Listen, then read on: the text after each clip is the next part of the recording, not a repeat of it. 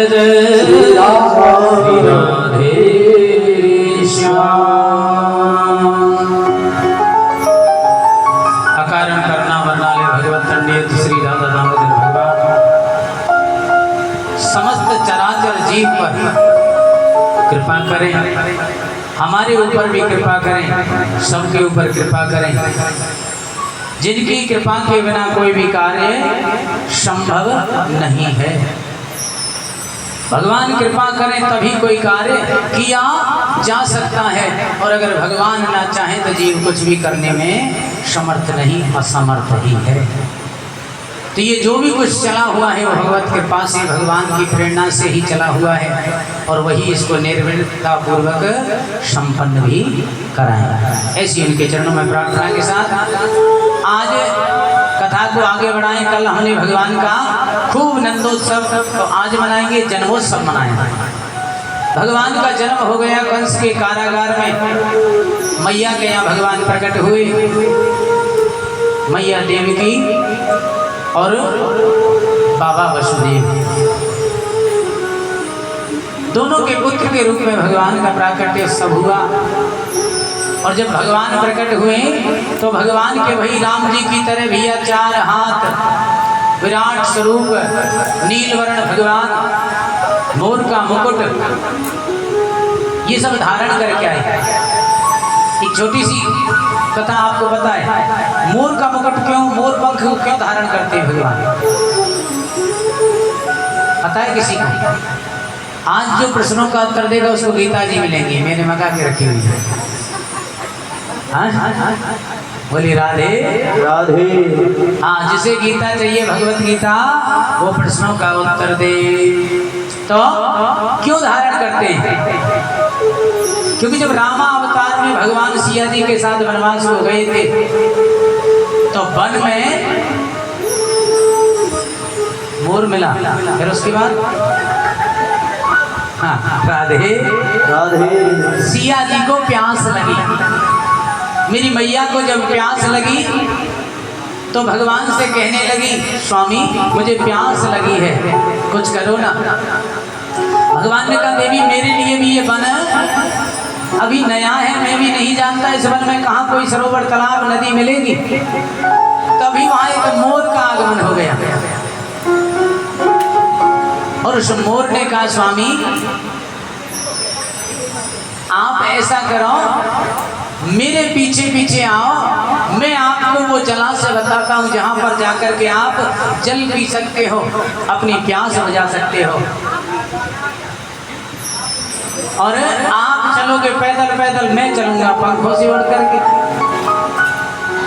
तो कैसे आप मार्ग में ज्ञात करोगे कि मैं कौन से रास्ते से जा रहा हूँ? भाई कैसे पता चलेगा? मैं तो आकाश मार्ग से उड़ के चला जाऊंगा, और आप जाओगे जमीन के मार्ग से, तो कैसे पता चलेगा मैं कहाँ उड़ के चला गया? तो ही स्वामी, मैं उसके लिए अपने पंख नोच नोच करके मार्ग में छोड़ता जाऊंगा, आप उन पंखों के सहारे निशानों पर और धीरे धीरे चलते चले आना, और जहां सरोवर होगा वहां तक मैं पंख अपने छोड़ता जाऊंगा। हे स्वामी, इसके लिए लेकिन मुझे अपने प्राणों का बलिदान करना होगा। क्यों? क्योंकि बिना ही समय के अगर पंख नोच नोच करके मैं डालूंगा तो इसमें मेरे प्राण जरूर निकल जाएंगे। बोले राधे राधे। एक साथ याद हो गया, आ गया दिमाग में गुरु कृपा से, भगवत कृपा। तो ऐसा ही मोर ने किया, एक एक पंख नोचते गए, मोर अपना डालते गए, भगवान उसके पीछे पीछे सीता जी के साथ, लखन के साथ गए और सरोवर तक पहुंच गए। वहां जाकर के देखा कि वो मोर तो मृत पड़ा हुआ है। बोले राधे। भगवान ने कहा, भैया इस समय तो मैंने अभी अपना मुकुट तो क्या, अपने वस्त्र भी त्यागे हुए हैं, वनवासी के वस्त्र धारण किए हुए हैं, लेकिन द्वापर में जब मैं आऊंगा तो तेरे इन्हीं मोर के पंखों को अपने मुकुट पर, सर पर सजाऊंगा। तूने जो बलिदान दिया है वो सबसे बड़ा बलिदान है, अपने प्राणों से बढ़कर और कोई बलिदान नहीं हो सकता। और तूने मेरी सिया जी की प्यास बुझाने के लिए अपने प्राणों का बलिदान दे दिया, इसलिए मैं तेरे ही पंखों को द्वापर में अपने मुकुट पर धारण करूंगा। बोले राधे राधे। कितनों को पता थी ये कहानी? हाँ, तो ऐसे महोत्सव जब होते रहेंगे तो ऐसा ही नया नया ज्ञान कुछ ना कुछ मिलता रहेगा। बोले राधे भैया। अब यहाँ पर आज बाबा के जब कारागार में आए तो शंख चक्र गदा पद्म सब धारण करके आए। मैया ने कहा भैया ये कैसा बेटा है? हमने ऐसा बेटा थोड़ी ना माना था जो अपने हाथ में अस्त्र शस्त्र लेकर के आया है।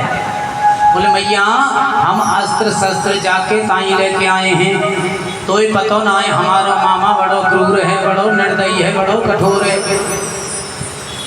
बाने हमसे पहले हमारे 6 भाई मार दिए और तुम पे उनकी रक्षा नाए भाई, तुम रक्षा कर ना सके। यहाँ वजह से हमने सोचा हम अपनी रक्षा स्वयं करेंगे और जो स्वयं अपनी रक्षा करते हैं भगवान भी उसी की रक्षा करते। बोले राधे।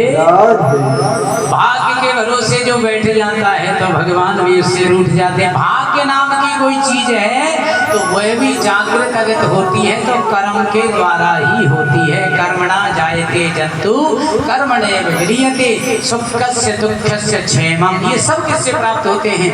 कर्म से प्राप्त होते हैं। हम अपने हाथ में इसीलिए शस्त्र लाए मैया से। मैया ने कही ना भैया ऐसा बच्चा अच्छो ना लगे है, बच्चा तो बच्चा की भांति अच्छो लगे है। तो मैया एक काम करो हम तुम्हें एक रास्ता बता दें। बोल कहाँ रास्ता है? बोल आप हमें नंद बाबा के यहाँ पहुँचाया हो जहाँ आप वसुदेव जी कह रहे हैं आपकी और पत्नी भी रह रही है, रोहिणी उन्हीं के यहाँ रह रही है, मित्र है नंद बाबा। अच्छा नंद बाबा क्या जात के हैं?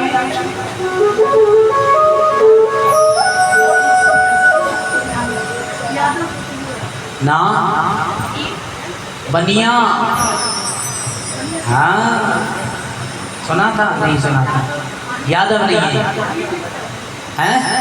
अहीर नहीं है नंद बाबा ना, ये बनिया थी। हाँ तो अब चूंकि वो बस्ती अहीरों की थी, सारा जहाँ बाहुल्य होता है तो कह देते ना ये ब्राह्मणों का गांव है, ये क्षत्रियों का गांव है, ये जाटों का गांव है, ये फलाने का गांव है। तो उस हिसाब से तो भैया अब यहाँ उनके यहाँ मुझे पहुँचा। तो बोल पहुँचाएंगे कैसे? हमारे तो हाथों में हथकड़ी हैं, पाँव में बेड़ियाँ हैं, इतने सारे कैद के अंदर हम घिरे हुए हैं तो कैसे जा सकते हैं? आप प्रयास तो करो। भगवान ने कहा जो प्रयास करते हैं ना उनकी सहायता भगवान भी करते हैं। तो भैया जैसे ही वसुदेव जी ने हामी भरी तो देखो जेल के अंदर डला भी आ गया। आ गया कि नहीं आ गया? डला आ गया, उसमें गोविंद को बिठाया और जैसे ही बिठाकर चलने लगे हाथों की हथकड़ियाँ खुल गईं, पाँव की बेड़ियाँ खुल गईं, जेलों के ताले टूट गए। द्वारपाल जो भी थे वो सारे के सारे निद्रा में माया के वशीभूत होकर के और सो गए, क्योंकि योग माया ने 24 घंटे के लिए सारे ब्रजमंडल को अपने अधीन कर लिया था। इधर महाराज वसुदेव जी लेकर के चले तो आकाश में बादल गर्जना करने लगे, मेघ बारिश करने लगे, बिजली कड़कने लगी। हाँ इस प्रकार की बारिश आ रही है तो इसको देख करके मेरे शेष अवतार ने और पीछे से मेरे गोविंद की डली के पीछे छतरी बना ली अपने फनों से। हाँ और चलते चले जा रहे हैं। वसुदेव जी आगे बढ़ गए यमुना जी, और यमुना जी में अभी तक तो था घुटने घुटने पानी, और जैसे ही देखा यमुना जी में वसुदेव जी ने प्रवेश किया, यमुना जी को ज्ञात हुआ कि मेरे पति मेरे स्वामी आ गए, मुझे उनका बाल रूप का दर्शन करना है। वो कैसे दिखते हैं बाल्यावस्था में? हाँ पत्नियों के बड़े विनोद होता है, अगर कोई बचपन की फोटो उन्हें मिल जाए तो हाँ ऐसे दिखते थे आप। क्योंकि वो तो 20-25 साल के बाद प्राप्त होते पति रूप में। तो वही विनोद माँ यमुना जी के है कि मैं देखूं तो सही मेरे बाल रूप में गोविंद कैसे दिखते हैं मेरे स्वामी। और ये देखने के लिए यमुना जी बढ़ने लगी। यमुना जी का जल स्तर बढ़ने लगा, घुटनों से कमर, कमर से नाभि, नाभि से वक्षस्थल और वक्षस्थल से गर्दन। और जैसे ही गर्दन पे आई तो वहाँ इतनी लंबी दाढ़ी लटक रही है वसुदेव जी की, और दाढ़ी को स्पर्श करा तो शर्मा गई कि अपने ससुर के नेत्रों से कैसे नेत्र मिलाएं। हाँ? ये शर्म क्या है, हया क्या है? नेत्रों की ये पर्दे की शर्म नहीं, पर्दा प्रथा हमारे में थी नहीं, फिर भी लोकाचार बस फॉलो कर रहे हैं, क्योंकि किसी को ठीक है जैसे संतुष्टि मिलती हो वैसे करें। बाकी पर्दा प्रथा नहीं थी हमारे में, कहीं नहीं लिखा दशरथ जी से सीता जी ने पर्दा किया हो, या रुक्मणी ने कहीं भी वसुदेव आदि से पर्दा किया हो। ये पर्दा प्रथा या जितनी रात की शादी का भी कोई विधान नहीं है, लेकिन हो रही है। वेद मंत्र रात में बोले ही नहीं जा सकते सूर्यास्त के बाद, लेकिन बोल रहे हैं, हम भी जाते हैं और भी जाते हैं। ये सारे मुगलों से बचने के लिए प्रथाएं बनाई गई थी कि भाई सर ढका रहेगा, ना दिखेंगी, ना ये क्रूर अपनी क्रूरता दिखाएंगे। किसी की बेटी की विवाह की पता चल जाए तो उठा ले जाते थे, तो लोगों ने रात में छुप करके विवाह करना शुरू कर दिया, इसलिए रात में विवाह होते थे उस समय।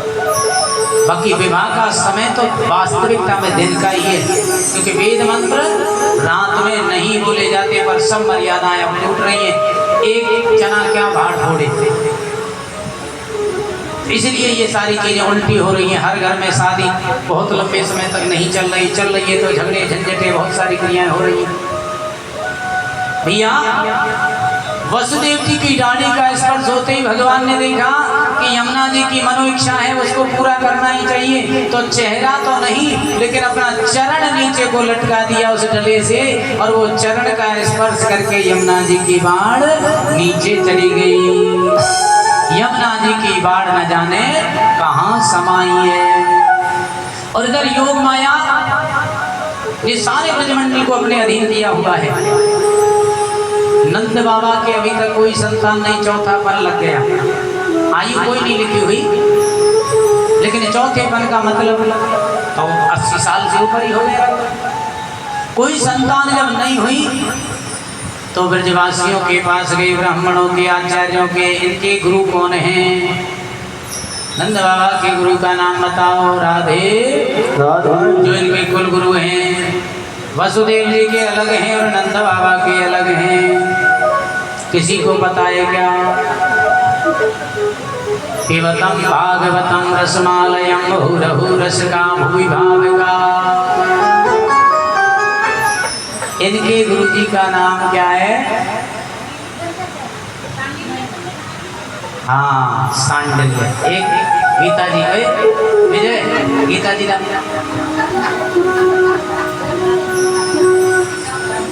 जय श्री राम। शांडिल्य मुनि, नंद बाबा के जो कुल गुरु हैं वो शांडिल्य, और वसुदेव जी के जो कुल गुरु हैं वो गर्गाचार्य जी। तो आज महाराज इनके पास गए, इन्होंने कहा भैया अनुष्ठान होगा, अनुष्ठान करना पड़ेगा। वैसे खासियत तो ये सूर्य वंश की रही कि सूर्य वंश में बिना यज्ञ तो कोई संतान नहीं उत्पन्न हुई, और चंद्र वंश में बिना लड़ाई के किसी के विवाह नहीं हुआ। बोले राधे राधे। अब इनके यहाँ यज्ञ किया, ब्राह्मणों ने खूब पुत्रिष्टि अनुष्ठान किया, और करने के बाद में भगवान की कृपा हुई, नंदरानी गर्भवती हो गई। नंदरानी गर्भवती हैं तो नंदा और सुनंदा दो नंदे दोनों आ गई भाभी की सेवा करने के लिए, कि भाभी की खूब सेवा करेंगी तो खूब माल मिलेगा। बोले राधे और पहले हमारी मैया सोचती अगर बेटा होए तो ज्यादा माल मिले, बेटी होए तो कम माल मिले, या बोले एक माला और फेरे संग संग रोजाना। हे गोविंद कृपा करना, आप ही आना हमारी भाभी के यहाँ। और भाभी पहन रही है 9 लाख का हार गले में, और वो हार ही लेंगी ऐसा मन में विचार कर रही है, और कोई दूसरी चीज ना लेंगी। योग माया की कृपा से आज जो है नंदरानी ने और कन्या को रात्रि में जन्म दिया, लेकिन नंदरानी को भी नहीं पता कि उनके बालक हो गए हो। कि यदा बहिर्गन्तमी सते तत्र या योग माया जनी नंद जायया। नंदरानी ने योग माया को जन्म दे दिया, और योग माया बगल में सो रही है। और वसुदेव जी आए, किसी को पता भी नहीं चला इस बात का कि नंद ब्रजम स्वरूपेत्य तत्र तान गोपान प्रसुप्तान पलाभ्य निद्रया। सब गोपी ग्वाल द्वारपाल यहाँ भी सोए पड़े हैं, जैसे कंस के कारागार में सब सो रहे हैं। सुतम यशोदा शयने निधाय तत्सुतामुपादाय पुनर्ग्रहान। यशोदा की जाई को ले आए और अपने जाए को वहां सुलाए। अपने लाला के बदले में नंद भवन अनहोनी हो गई, बेटी हो गई बेटा। बेटी को ले गए और जैसे ही लेकर के पहुंचे कहाँ, अपने कारागार में, तो जैसे जैसे जा रहे वैसे ही दरवाजे बंद होते जा रहे हैं, ताले लगते जा रहे हैं। और अंतिम जब 7वें कारागार में पहुंचे तो वहां जाकर के हाथों में हथकड़ी और पांवों में बेड़ियां भी जकड़ गईं। राजा परीक्षित कहते हैं, महाराज ये अचंबा, ये आश्चर्य, ये माया कैसे हुई? गए थे जब अपने आप खुल गए और जब आ रहे तो अपने आप बंद हो गई। सुखदेव स्वामी कहते हैं, राजन जब जीव परमात्मा की तरफ बढ़ता है तो बंधन खुल जाते हैं, और जब माया को जकड़ता है तो बंधनों में बंध जाता है। माया किसी को पकड़ती नहीं, माया को हम पकड़ते हैं। कि संत के पास एक व्यक्ति चला गया, प्रभु सब चीज की मौज है, नाती पोते भी हो गए, विवाह शादी भी हो गए, सबके अन्न धन की खूब मजे आ रहे हैं। मैं चाहता हूँ भगवान का भजन करूं, पर क्या करूं, ये माया मुझे छोड़ती नहीं। संत ने कहा कल आना भैया। ठीक है जी, कल आएंगे। कल गए तो संत अपने आश्रम के खंबे को, जो झोपड़ी में लगा हुआ था एक धून, उसको पकड़ के खड़े हैं। उन्होंने कहा गुरुजी आपने आज हमें बुलाया था कि माया से कैसे छूट सकते हैं, तो आज आप हमें वो उपदेश करें। भैया कल आना। बोले क्यों? बोले आज हम थोड़ी सी व्यस्तता में हैं। क्या व्यस्तता है? बोले आज हमको इस लकड़ी के खम्भे ने पकड़ा हुआ है। बोले महाराज आपके बराबर ज्ञानी तो नहीं, लेकिन इतना तो हम भी देख पा रहे हैं कि खम्भे को आपने पकड़ा हुआ है, खम्भे ने आपको नहीं पकड़ा हुआ। तो भैया यही तो माया है, माया ने तुम्हें नहीं पकड़ा, तुमने माया को पकड़ा हुआ है। अरे हमारे तो आश्रमों में विधान था, जैसे ग्रस्त भोग लो बच्चा हो जाए राजगद्दी। राजा दशरथ के कान के बगल में 2 सफेद बाल दिखाई दिए थे केवल, जब दर्पण देख रहे थे। तुरंत विचार किया अब तो मेरा भगवान का भजन करने का समय हो गया, मैं तो युवराज की गद्दी पर राम जी को बिठाऊंगा। ये नियम था। लेकिन हम सोचते हैं पोता हो गया, उससे नीचे दोता हो जाए, पड़पोता हो जाए, फिर उसकी शादी हो जाए, उसका विवाह हो जाए, उसके ये कर दे, उसका वो कर दे, चकड़े रहते हैं, अपने आप माया में फंसते हैं और इसीलिए दुख पाते हैं। हमें प्रेम सबसे करना चाहिए। चराचर जगत में जो भी जीव है सबसे प्रेम करो, लेकिन उसमें आसक्ति ना करो। आसक्ति में और प्रेम में अंतर है। आसक्ति जिसके बिना ना रह सके। कई लोग ये दिमाग से तो चलती है, दारू पीने वाला कहता है मैं रह नहीं सकता इसके बिना, जी नहीं सकता इसके बिना। लहसुन प्याज खाने वाला कहता है हमें सब्जी उसके बिना स्वाद ही नहीं लगती बिल्कुल भी। लेकिन क्या सभी लोग लहसुन प्याज से भोजन करते हैं? नहीं। क्या सभी लोग मदिरा का पान करते हैं? नहीं। ये सब यहाँ की सोच की बात है। आप जो चाहो सो कर सकते हो, इसको कहते हैं विल पावर, संकल्प। व्रत का मतलब भूखा रहना कदाचित नहीं है। व्रत का मतलब है अपनी इंद्रियों को जीतना। आज मैं ये काम नहीं करूँगा, तो ये व्रत है। यही इंद्रियों को दमन करने का तरीका है कि भैया इनको कम खाना मिलेगा, कम पीना मिलेगा, कम सारी ऐश्वर्य की चीज़ें मिलेंगी, तो ये अपने आप शिथिलता को प्राप्त हो जाएंगे। और जब ये शिथिल हो जाएंगी तो जब इधर उधर नहीं भटकेंगी तो फिर अंततः गोपाल में मन लग जाएगा, भगवान में मन लग जाएगा। इसीलिए महाराज जो बंधन था वो माया को लेके आने के कारण था, और बंधन खुले क्योंकि भगवान को अपने में समेटा था। और जैसे योग माया आई, अब योग माया ने तो जोर जोर से रोना शुरू कर दिया बच्चे की तरह, और रोने लगी। अब देखो यहाँ सुखदेव स्वामी कहते हैं, होनी जब जैसी होती है तब ऐसी बुद्धि उपजती है। प्राणी सुधारता बिगड़ी को पर बिगड़ी और बिगड़ती है, यदि उजड़ी जगह बसाए तो पहले से अधिक उजड़ती है। सच कहा है तथ्य दर्शियों ने, नर को प्रारब्ध न जाता है, जाता है न उसके समीप उसको ही खींच, उसको वहीं बुला लेता है जहाँ जो होने वाला होता है।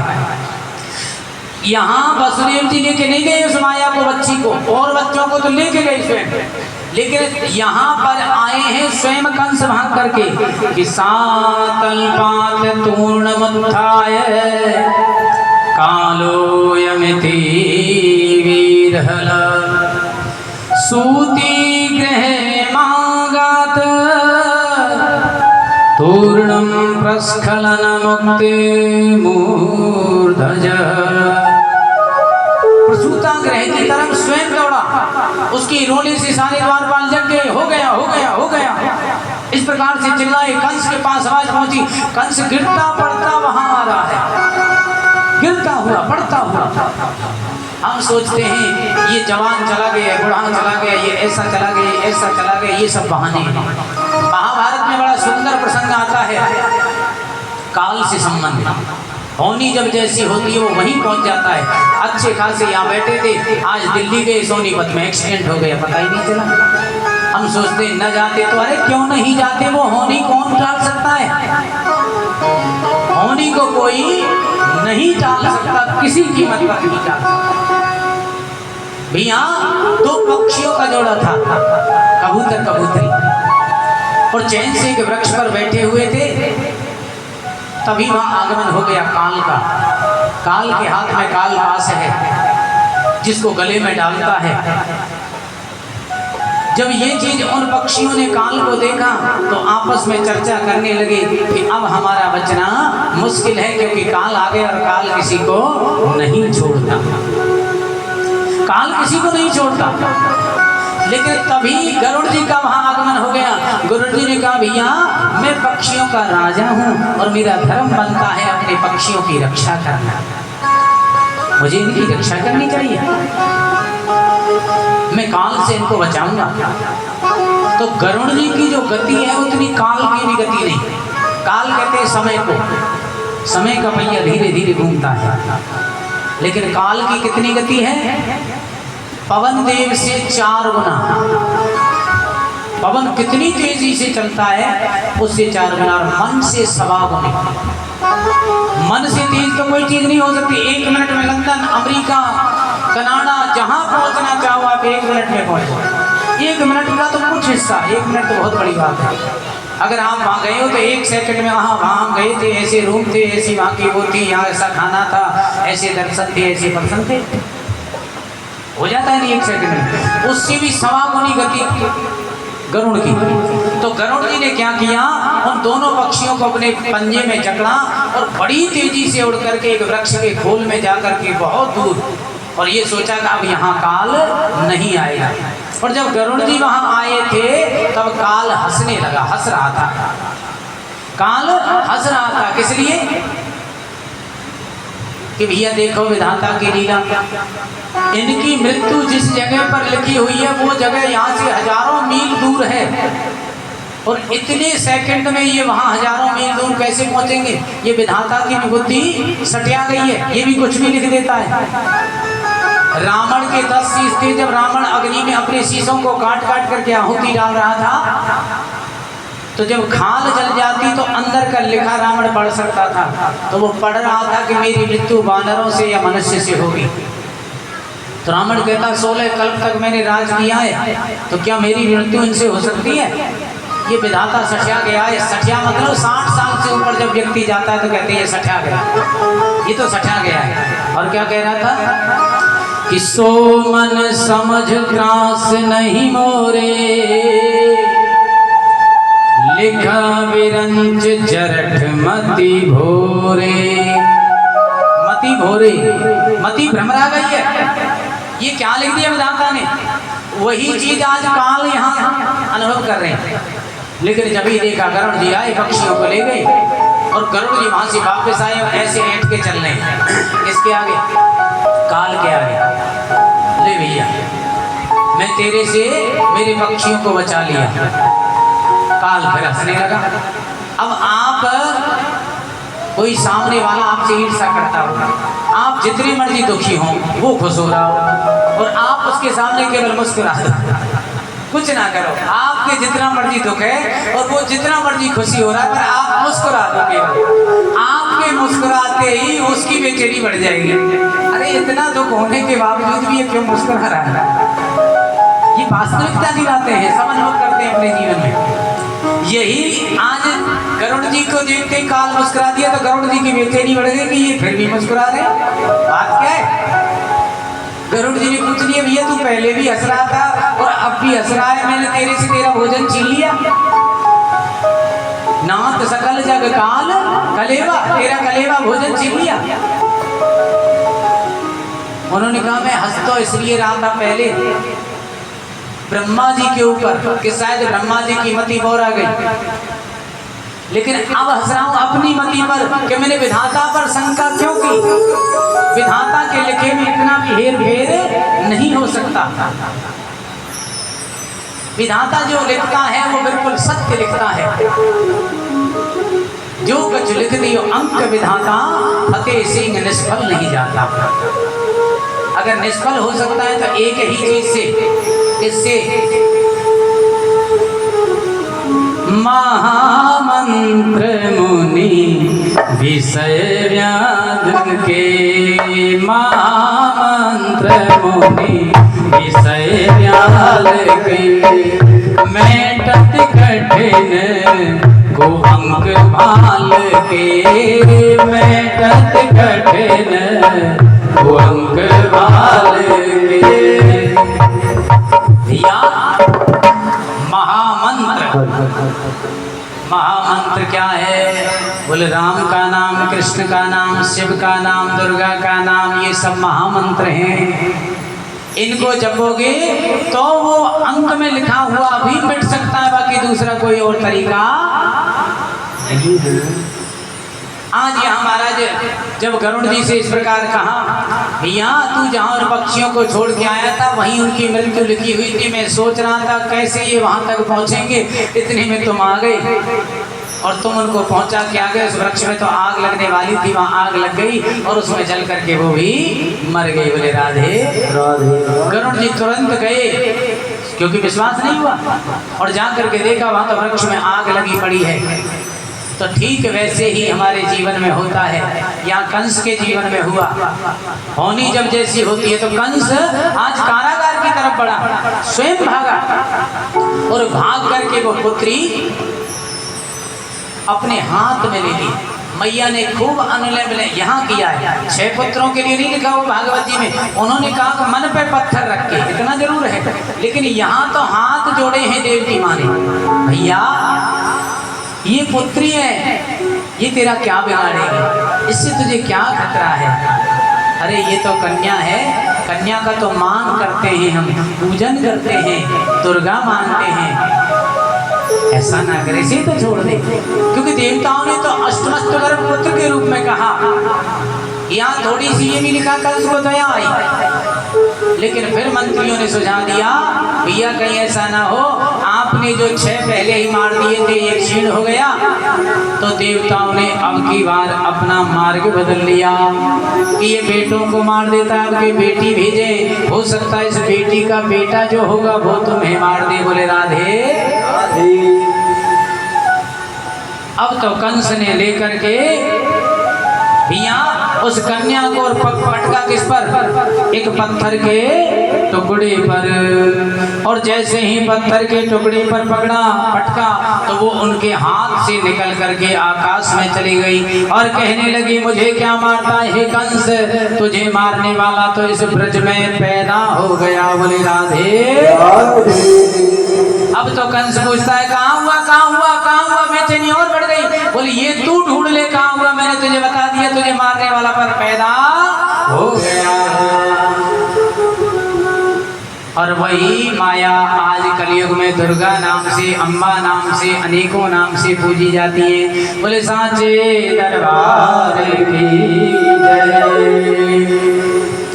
इधर महाराज जब ये सारी घटना घटित हो गई, उधर नंदोत्सव की तैयारी वहां हुई। योग माया ने आज जो है ब्रजमंडल से अपना पर्दा हटाया। हटते ही क्या हुआ, अभी तक मैया तो सोई हुई है, लेकिन जा गई ननद और सुनंदा पहुंची आज भाभी के कक्ष में। और जैसे ही देखो गेट पे से तो दिख रहा है पलंग पर भाभी के संगे की छोटो सो बालक दिखाई दे रहो है, पर भाभी की झीनी सी पतली सी चुन्नी से ढको भयो दीख ना रो। पुत्र भयो के पुत्री, अरे भैया चौथे पन में भयो तो ही पुत्र ही होना चाहिए, ऐसी सोच रही है। पुत्र होगा तो ज्यादा दान दक्षिणा मिलेगी, ऐसी सोच रही है। अब सोचते सोचते को कन्या कम है न पुत्र कम है, दोनों समान हैं, लेकिन फिर भी भगवान सबको कन्या के साथ साथ एक पुत्र भी अवश्य दे। भैया अब ये सोचती हुई जा रही है और एक नेत्र ऐसे आधों सो खुल्लो और एक तो पूरो बंद है और एक ही लो लग रही है। हे भगवान, ई बालक ही भयो होए, ई बालक भयो होए, बेटा भयो होए, बेटा भयो होए, बेटा भयो होए। और जैसे ही जाके झीनी सी चुन्नी और हटाइए देख करके, और नंद जो थी यशोदा मैया की सुनंदा, 9 हाथ कूद गई। बोले नंद के अब तो मैया कूदत जाए, छोड़ दी न भाभी जगाई न बेटा को दी लियो और सीधी जा रही है गौशाला। गौशाला में बैठे नंद बाबा अपनी एक स्वामी ऐसे ढके माला जप रहे, और माला में कहा जप रहे भैया दाई ने कही आज है जाएगो, जरूर है दाई आज है जाएगो। अब तो भयो नायदी से है जातो तो माला चल रहा है जातो तो खबर आ जाती है, जाती तो खबर आ जाती है, जातो तो खबर आ जाती है। भाई तो भयो ही ना है, अब तो भयो ही ना है, अब तो भयो ही ना है, अब तो भयो ही ना है। पतो ना है कब होगो, पतो ना है कब होगो, इतना कर रही है। और इतने भी उछलती कूदती भई सुनंदा आगे, भैया है गो, है गो, है गयो। अरे कहा है गो, कोई बात बता तो सही, कहा है गो, इतनी खुशकाई तो है रही है। अरे भैया है गो, बोले कहा है गो, बोल पहले नहीं बता कहा देगो। अरे खुशी को समाचार तो तभी दी हो जाए, तू देगो कहा।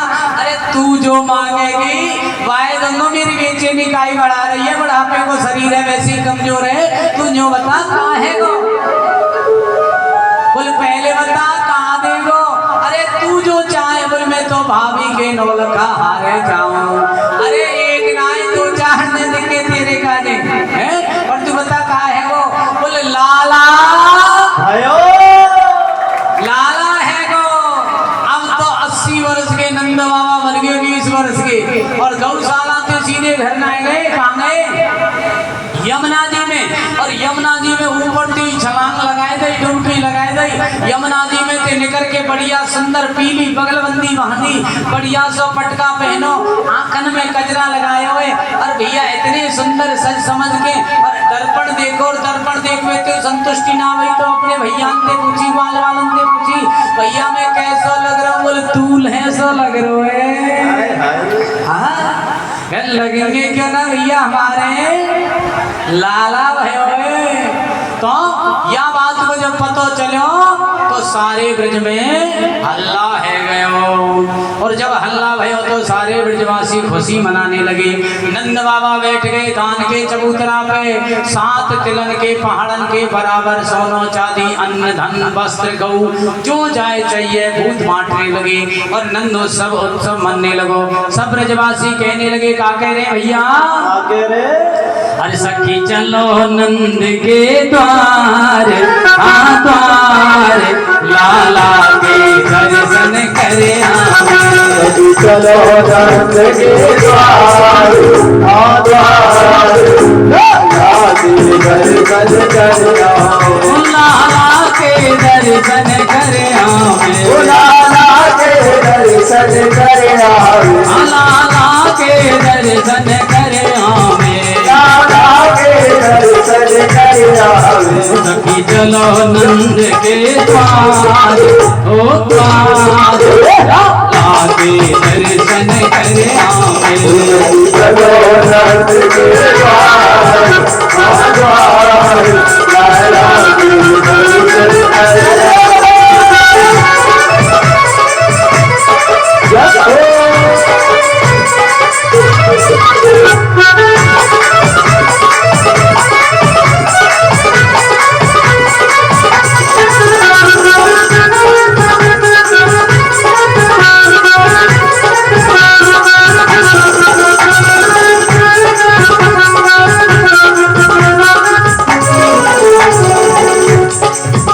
यशोदा ने लाला जायो है, यशोदा ने लाला जायो है, यशोदा ने लाला जायो है, यशोदा ने लाला जायो है। घर घर में आनंद छायो है, घर घर में आनंद छायो है। सब भक्तन के मन भायो है, सब भक्तन के मन भायो है, सब भक्तन के मन भायो है। सब भक्तन के मन भायो है। मिल गाओ गाओ मंगला चार, ओ चार लाला की दर्शन कर आवे। चलो नंद के द्वार, ओ द्वार लाला के दर्शन कर आवे।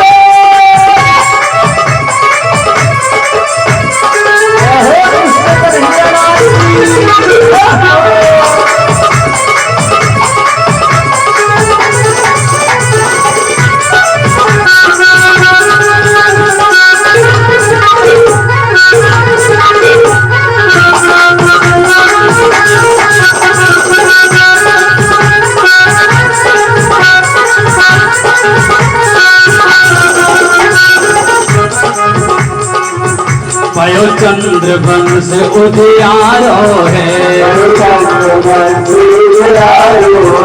मिट गया दुखद अंधियारो है। आज जागो भाग्य हमारो है,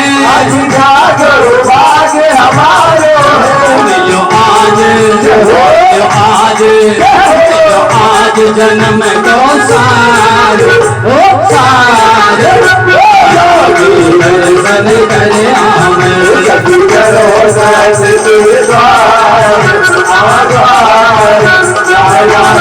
दर्शन कर आवे।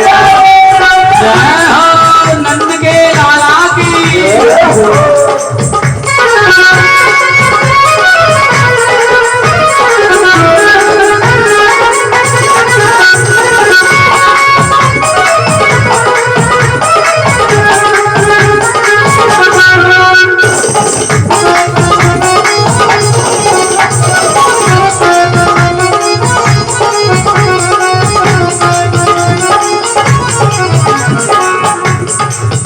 जो मिलो नहीं सुख प्रभुवन में,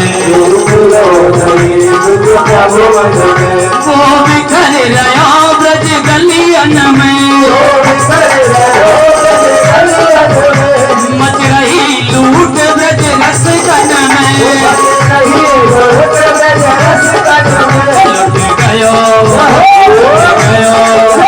लुट गयो कुंवर मझधार, मझधार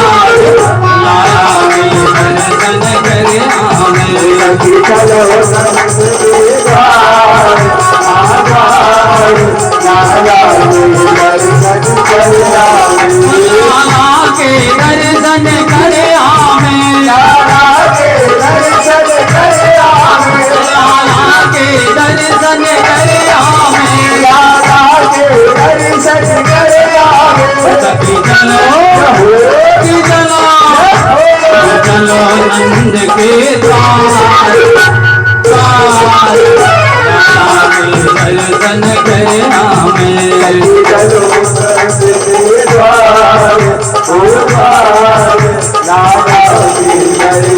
कर आवे। हो नंद घर आनंद भई, आनंद घर आनंद भई। कन्हैया लाल की हाथी दीने घोड़ा दीने और दीदी पाल की हाथी दीने घोड़ा दीने और दीदी पाल की आनंद भई जय कन्हैया लाल की आनंद भई जय कन्हैया लाल की नंद के आनंद भई जय कन्हैया लाल की यशोदा के लाला भई जय कन्हैया लाल की जय कन्हैया लाल की जय कन्हैया लाल की जय कन्हैया लाल की जय हो गए लाल की नंद के आनंद भई जय कन्हैया लाल की नंद के आनंद भई जय कन्हैया लाल की नंद के आनंद भई जय कन्हैया लाल की नंद के आनंद भई जय कन्हैया लाल की नंद के आनंद भई जय कन्हैया लाल की वाचयित्वा स्वस्तयनं जात कर्मा तजयस्य वे कारयामास विधिवत पितृदेवार्चनं तथा सांडिल्य मुनि को बुलाया गया। ब्राह्मणों के सहित वो आए, आकर के स्वस्ति वाचन किया, बच्चे को आशीर्वाद दिया। और भैया राजा ने कार्यामास विधिवतम, जो जो विधि के अनुसार शास्त्र के अनुसार करने वाले कार्य थे उनमें पितृदेवार्चनम तथा अपने पितरों का, अपने देवताओं का जो जो निकालना था, देना था, वो सारे कर्म आज नंद बाबा ने ये सारे ब्रज के लोग आए, खूब उत्सव मना। और ये उत्सव चलता रहा कितने दिन? 6 महीने। और रामोत्सव चला कितने? 1 महीने। मास दिवस कर मास भा, हर मरहम न जाना कोई, रथ समेत रवि था के हो, निशा कवन विधि होई। सूर्य नारायण आगे जा ही नहीं रहे। चंद्रमा ने कहा स्वामी हमें भी आपका दर्शन करना है, इनसे कहो ना थोड़ा आगे बढ़े तो हम भी दर्शन कर ले। भगवान ने कहा सूर्य नहीं साहब, मैं तो अपने कुल में आए हूँ, आप तो झिक्के खूब दर्शन करूंगा मन भर के। तो भगवान ने कहा भैया ये तो नहीं मानने, क्या करें आप भी मान जाओ, जब अगली बार चंद्रवंश में आएंगे तो तुम झिक्के दर्शन करना। तो इसलिए आज इतना उत्सव मनना है चंद्रवंश में, 6 महीने तक उत्सव। लेकिन जहाँ ज्यादा उत्सव मनता है वहाँ थोड़ी सी विघ्नेश्वरी का आगमन हो ही जाता है। इधर महाराज कंस ने पाया कि देवताओं ने तो झूठी आकाशवाणी की, मुझे मारने वाला तो कोई अनंतर पैदा हुआ है, देवकी वसुदेव के नहीं हुआ। तो यहाँ देवकी और वसुदेव जी को कारागार से मुक्त कर दिया, छोड़ दिया। नंद बाबा आज मथुरा आए हैं, कंस को माखन मिश्री देने आते हैं टैक्स के रूप में, वो माखन देने के लिए वहाँ आए। तो उनकी भेंट हो गई नंद बाबा से। और जब नंद बाबा से भेंट हुई तो भैया वहाँ आकर के एक दूसरे से अपने अपने दुख बखान करने लगे कि अहो ते देवकी पुत्रा कंसेन बहवोगता, एका वसिष्ठ वर्जा कन्या शापी दिवं गता। भैया मैंने सुना है तुम्हारे यहाँ देवकी के गर्भ से जितने भी बालक हुए सबको कंस ने मार दिया, एक कन्या बची थी, इतना निर्दयी निकला ये दुष्ट कि इसने उसको भी नहीं छोड़ा। हम आपके दुख में आपके साथ हैं भैया। इधर कंस ने आपातकाल मीटिंग बनाई हुई। आपातकाल मीटिंग में ये निर्णय हो रहा है कि भाई योग माया कह के ये मारने वाला पैदा हो गया, इसी ब्रज में है। तो ब्रज में कहाँ पैदा हुआ ये कैसे पता लगाया जाए? तो पूर्व जन्म की जो पत्नी थी वो पुत्री थी रत्नमाला। किसकी पुत्री थी? राजा बलि की। किसने बताया? गीता जी ले जाओ। हाँ निर्मला माता ने, वही देखे आओ। पंडित जी लाओ।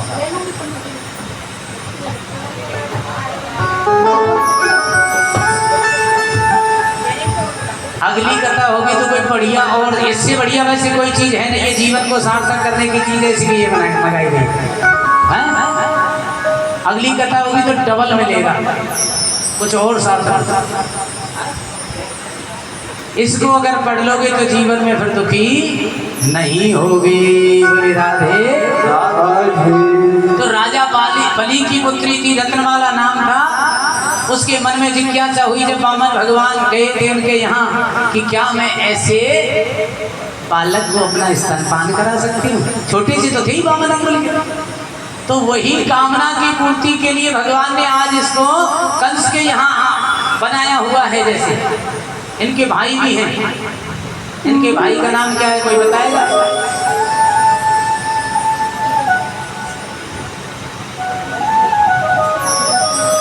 बोले राधे।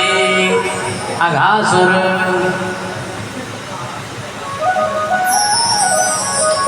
बोले राधे।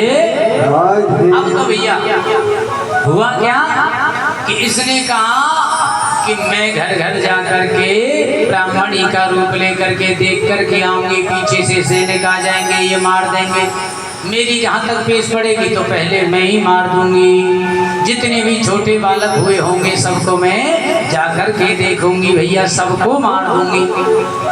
एक सैनिक बोला, अरे भुआ तू मार तो देगी पर तेने अपनी सूरत देखी है क्या? या सूरत थे तो तू कोई अपने घर में घुसन देगो? मान के भाई तुम्हें पता ना है, घुसन ना देगो। मैं ऐसे बढ़िया वाले पार्लर में जाऊंगी कि कोई पहचानो ना पावेगा, इतनी सुंदर बन जाऊंगी। भैया यही बात की चर्चा आज नंद बाबा से वसुदेव जी कह रहे हैं, भैया वो तो ठीक है, मेरे पुत्र जो मारे गए भगवान की जैसी इच्छा थी सो ठीक है, तुम्हारे घर में एक मेरा पुत्र है एक तुम्हारा पुत्र है। कंस ने ऐसे ऐसे राक्षसों को भेजा है बच्चों को मारने के लिए, तुम जल्दी जाओ कहीं कोई अनर्थ ना हो जाए। कंस ने कहा भैया ये तो जा ही रहे, तुम एक काम करो। बोले क्या? ये देवता किससे बलि होते हैं मैंने बताया था आपके लिए। देवताओं को बल किससे मिलता है? हाँ, यज्ञ में जो स्वाहा और स्वधा के द्वारा पितरों को आहुति दी जाती है, स्वाहा के द्वारा देवताओं को, उससे ये देवता बलि होते हैं। तो कंस ने कहा भैया देवताओं को निर्बली कर दो। और निर्बली कैसे होंगे कि मूल ही विष्णु देवानां यत्र धर्म सनातन। भैया सनातन का मूल विष्णु है और इसका मूल है यज्ञ। विष्णु को पुष्टता कहाँ से मिलती है? यज्ञों में आहुति के द्वारा। तो आप क्या करो कि तस्य च ब्रह्म गो विप्रास्तपो यज्ञासा दक्षिणः। ब्राह्मण गौ विप्र तप इन सबको समाप्त कर दो, यज्ञों को करना और कराना बंद करा दो। क्यों? यज्ञ कैसे? जो आर्य समाज ही करते हैं आज वो वाले यज्ञ नहीं। यज्ञ यज्ञासा दक्षिणा, जिन यज्ञों की दक्षिणा किसी आचार्य को दी जाए वही यज्ञ होते हैं। अपने आप करने वाला यज्ञ नहीं कहलाता। तो जिन यज्ञों में दक्षिणा दी जा रही हो ऐसे यज्ञों को बंद कर दो। ये सारे कार्य होने लगे। आज छठी का प्रोग्राम है मैया के भवन में, मैया उसमें बिजी है, सब आ रही हैं, लाला को बधाई दे रही है, बधाई गा रही है, गोदी में ले रही है, खिला रही है। हम मैया के सारे बालकों को, बहुत सारे बालकों को मारने के बाद पूतना अंततः नंद बाबा के महल में भी आ पहुंची। और जब यहाँ आकर के पहुंची और कहने लगी नंदरानी से, इतना बढ़िया सुंदर ब्राह्मणी का रूप बनाया और ब्राह्मण ब्राह्मणी का कहीं भी बेरोक टोक आवागमन बना ही रहता है, क्योंकि ये विश्वास की चीजें हैं। आदमी विश्वास अपने से ज्यादा करता है तभी तो किसी को अंदर बाहर आने देता है। तो ये विश्वास बनाए रखने के लिए इनका भी कर्तव्य है। आदमी विष दे दे लेकिन कभी विश्वास न टूटने पाए। जो आप पर विश्वास किया है उसको बनाए रखो।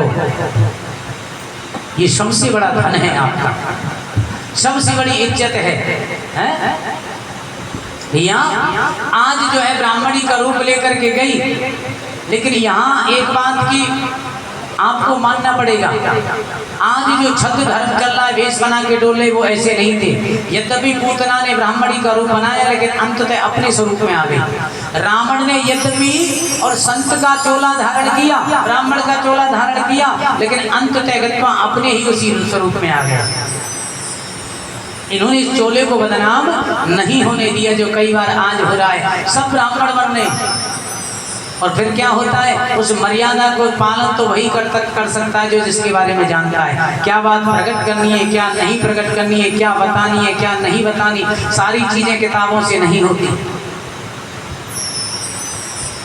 हैं, नहीं होती। तो भैया आज पूतना पहुंची कहीं, अरे बहन यशोदा, क्या मैं तेरे लाला को खिला लूं?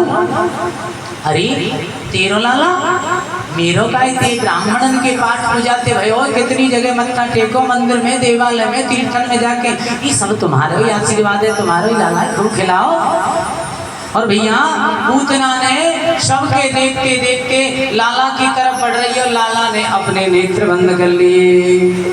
सुखदेव स्वामी से राजा परीक्षित पूछते हैं, महाराज भगवान ने पूतना को देख करके नेत्र बंद क्यों कर लिए?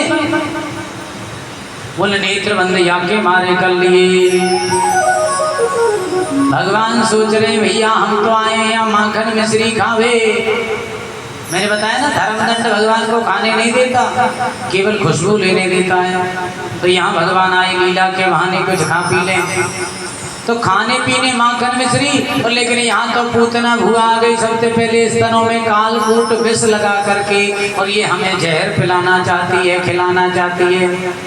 और नेत्र बंद करके मानो भगवान शंकर का ध्यान कर रहे हैं, हे भोले बाबा, आपको तो आदत है, क्योंकि समुद्र मंथन के समय सैकड़ों कुंटल विष पी गए, तो आप आ जाओ, इस विष का भी आप पान कर लो, हमें तो माखन मिश्री खाने दो। दूसरी बात, एक संत कहते हैं, भैया भगवान ये सोच रहे हैं कि पहले जब रामावतार भयो, सारे अवतारों में दो ही श्रेष्ठ हैं, एक रामावतार, एक कृष्ण अवतार। तो रामावतार में सबसे पहले भगवान ने किसको उद्धार करो? ताड़का का। और यहाँ आ गई पूतना, वहां भी स्त्री और यहाँ भी स्त्री। तीसरी बात भगवान सोच रहे हैं, अरे ये मेरे ब्रज के छोटे छोटे नन्हे नन्हे बाल गोपालों को, जिनका कोई दोष नहीं था, उनको मार के आई है, और भगवान के नेत्रों में सूर्य और चंद्रमा का निवास है, वो अपने आप पलक बंद कर लिए कि हम ऐसी दुष्टा का मुंह भी नहीं देखेंगे। भैया इस प्रकार से अनेकों भाव संतों ने, भक्तों ने भगवान के नेत्र बंद करने के लगाए। लेकिन आज पूतना ने सबके देखते देखते भगवान को गोदी ले लिया, और गोदी लेकर के और स्तनपान कराने लगी कि तस्मिन् स्तनम दुर्जर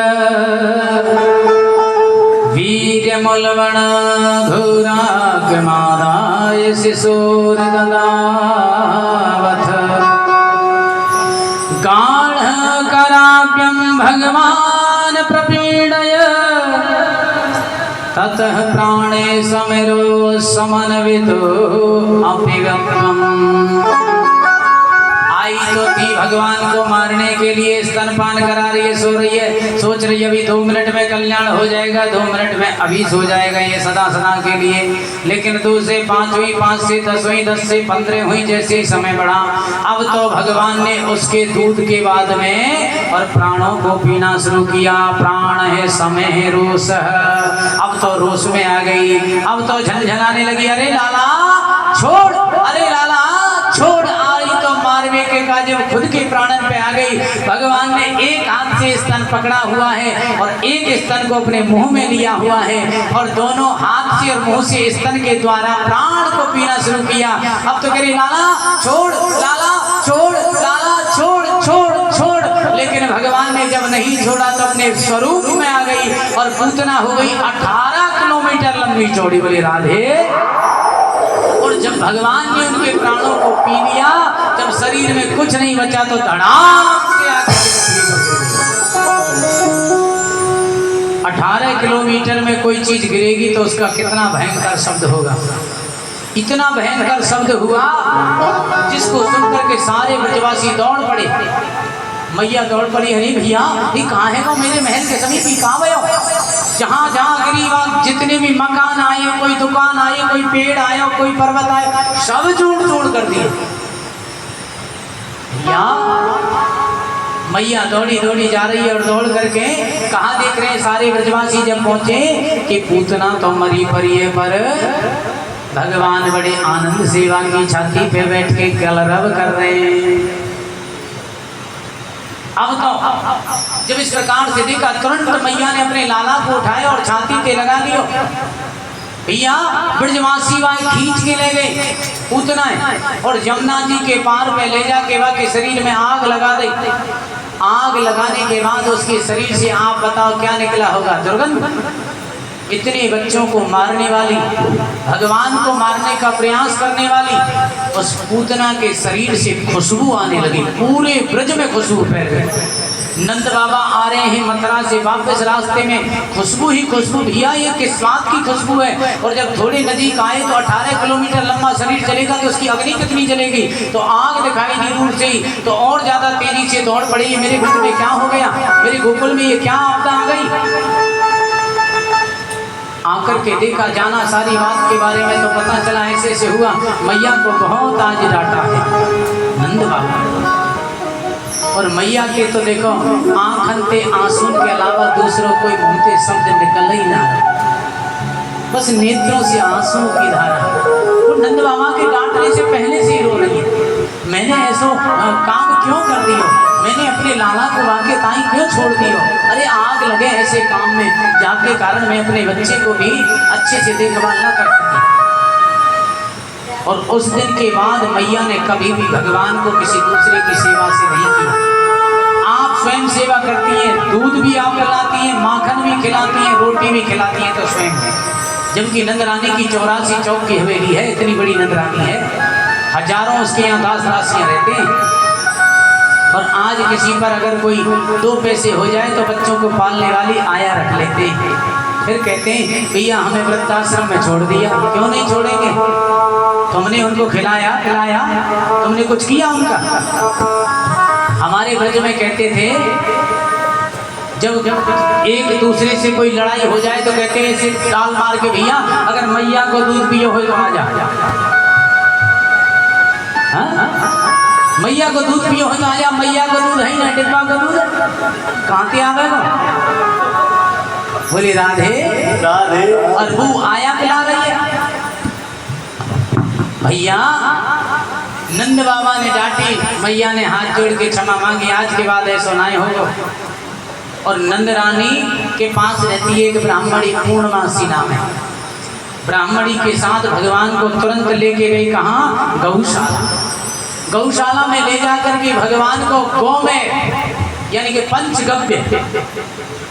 पंचगव्य में सबसे पहले स्नान कराया। गौ के मूत्र से, गाय के गोबर से, गाय के दूध से, गाय के दही से और गाय के घृत से, इन पंचगव्य से भगवान को स्नान करायो। नजर उतरवा रही है कि गौमूत्रेण स्नानित्वा पुनर्गौरज सार्वकम् रक्षा चक्रस्य सकृता द्वादशांगे सुनामभि। पंचगव्य से स्नान कराया। पूर्णमासी जो ब्राह्मणी थी उसने गाय की पूंछ पकड़ ली और भगवान के जो 12 नाम हैं, 12 नाम हैं, उनको लेकर के और भगवान की नजर उतार रही है। ऐसी राक्षसी ने गोदी में ली हो पतो ना कहूँ नजर लग गई हो मेरे लाला को। और कहते जा रहे हैं इंद्रियाणि ऋषिकेश प्राणानाम नारायणो भवन। इंद्रियों की रक्षा ऋषिकेश भगवान करें, प्राणों की रक्षा नारायण करें। श्वेत दीपतिश्चितम मनो योगेश्वरोवतु।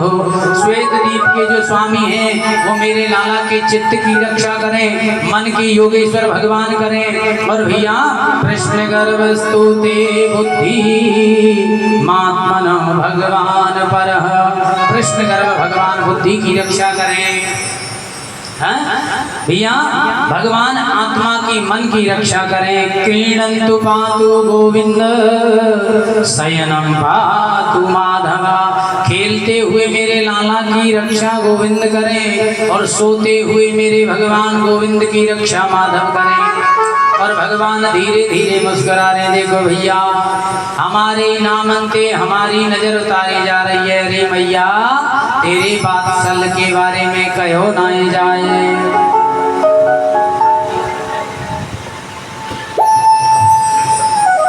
भैया भगवान मुस्कुरा रहे। यही तो लीला है भगवान की। जो लीला होती है ना, एक तो होती है स्वयं मोहिनी लीला और एक होती है भक्त मोहिनी लीला। एक में भगवान स्वयं भी मोहित हो जाते हैं और वो ऐसा व्यवहार करने लगते हैं एक आम इंसान की तरह का, और एक में जो भगवान अपने भक्तों को मोहित करते हैं। भैया इस प्रकार से मैया ने खूब अपने लाला की नजर उतारी और नजर उतार के अपने महल में ले आई। यहाँ सुखदेव स्वामी से राजा परीक्षित ने प्रश्न कर दिया, हे स्वामी एक बात समझ में ना आई। बोले कहाँ ना आई? कि बात ही समझ में ना आई। पूतना लोक बालग्नि राक्षसी रुधिरासना जिद्धासयापि हरस हरे स्तनं दत्त्वा सदयेत्तमः। वो पूतना जो लोक बाल घातनी, जो कोई भी कर्म जिसने शुभ नहीं किया उसको भगवान ने वो गति कैसे दे दी जो गति मैया यशोदा को मिलनी थी, मैया देवकी को मिलनी थी, जिसके शरीर से सुगंध निकलने लगी। ऐसा क्यों हुआ? तो उन्होंने कहा भैया जिसने भगवान को अपना स्तनपान करा दिया हो सबसे पहले तो, फिर वो क्या राक्षसी और क्या देवी। जिसने भगवान को अपनी गोदी में उठा लिया हो वो फिर कैसे राक्षसी रह सकती है? कैसे उसका मन अपवित्र रह सकता है? कि या तो धान्य पीसा स्वर्गमापम जननीं गतिम कृष्ण मुक्ता स्तन क्षीरा किमुंगा वो निमातरः। भैया अगर कोई गौ माँ का दूध भी पिए, गौ को भी अपनी माँ माने तो उसकी दुर्गति नहीं हो सकती। यहाँ तो माँ बन करके आई भगवान के लिए पूतना, तो फिर उसकी दुर्गति कैसे हो सकती है? फिर भी कि साधक सिद्ध विमुक्त उदासी कवि कोविद कृत जे सन्यासी। बाबा तुलसीदास क्या कह रहे हैं? कोई साधक हो, कोई सिद्ध हो, कोई जोगी हो, कोई विमुक्त हो, कोई कवि हो और कोई सन्यासी हो। इसके बाद में भी जोगी सुरसा तापस ज्ञानी, कितना भी बड़ा तपस्वी हो, कितना भी बड़ा ज्ञानी हो जाए, धर्म निदित पंडित विज्ञानी, कोई धर्म में बड़ा पंडित हो जाए, विज्ञानी हो जाए, विज्ञान को जानने वाला हो जाए, उसकी भी गति जब तक नहीं हो सकती जब तक भगवान न कृपा करें। तरही न बिन सेवक स्वामी, तरही न बिन सेवक स्वामी, राम नमामि नमामि नमामि, राम नमामि नमामि नमामि, नमामि नमामि नमामि नमामि, नमामि नमामि नमामि नमामि, जय राम नमामि नमामि नमामि, जय राम नमामि नमामि नमामि। भैया जब तक भगवान राम कृपा नहीं करते, ये बाबा तुलसीदास जी ने लिखी है, तरही न बिन सेवक स्वामी। सेवक जब तक नहीं कर सकता जब तक स्वामी उसके ऊपर कृपा ना करे। चाहे कितना भी बड़ा कोई ज्ञानी हो जाए, पंडित हो जाए, विज्ञानी हो जाए, तपेश्वरी हो जाए, जोगी हो जाए, साधक हो जाए, सिद्ध हो जाए, सुजान हो जाए, इसीलिए भगवान को प्रणाम है। क्योंकि वो सबको गति देते हैं। इसीलिए भगवान ने पूतना को भी गति दे दी। भगवान 3 महीने के हुए और 3 महीने के होते ही करवट बदलने का विधान होता है बच्चे को, एक संस्कार है। तो करवट बदलने का विधान मैया कर रही है। पंडित जी आए हुए हैं, सारे काम हो रहे हैं। मैया थोड़ी सी काम में व्यस्त हो गई और वहां आ गया एक सकटासुर, सकट भंजन, और वहां रखी हुई थी क्या, बैलगाड़ी का रूप लेकर के। उस बैलगाड़ी में रखे थे कई कहनी दूध की, माखन की भरी हुई। भगवान ने देखा आ गए, हाँ आ गए। तो ऐसे हल्का सा चरण मात्र लगाया और वो गाड़ी उलट से पलट हो गई।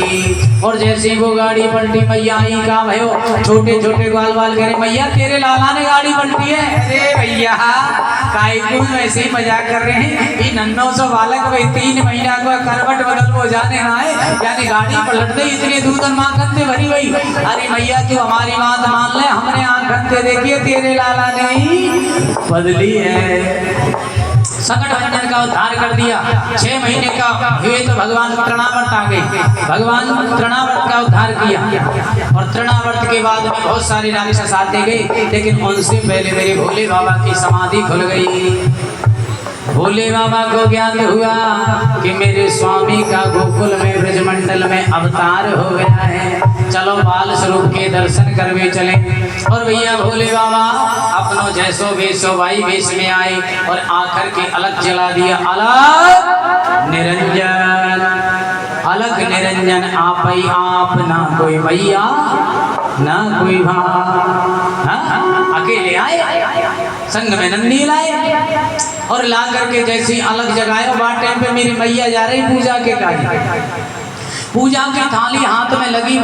मैया ने देखो गेट पे तो एक जोगी ठाणो और वह जोगी के गले में सर्प लटक रहे, तन पर जो है भस्मी जम रही है और बाघंबर धारण किए हुए, हाथ में एक त्रिशूल है, डमरू है और भैया बैल है एक बूढ़ो सो। मैया ने देखो ये कैसो है, भैया का चाहिए तो को?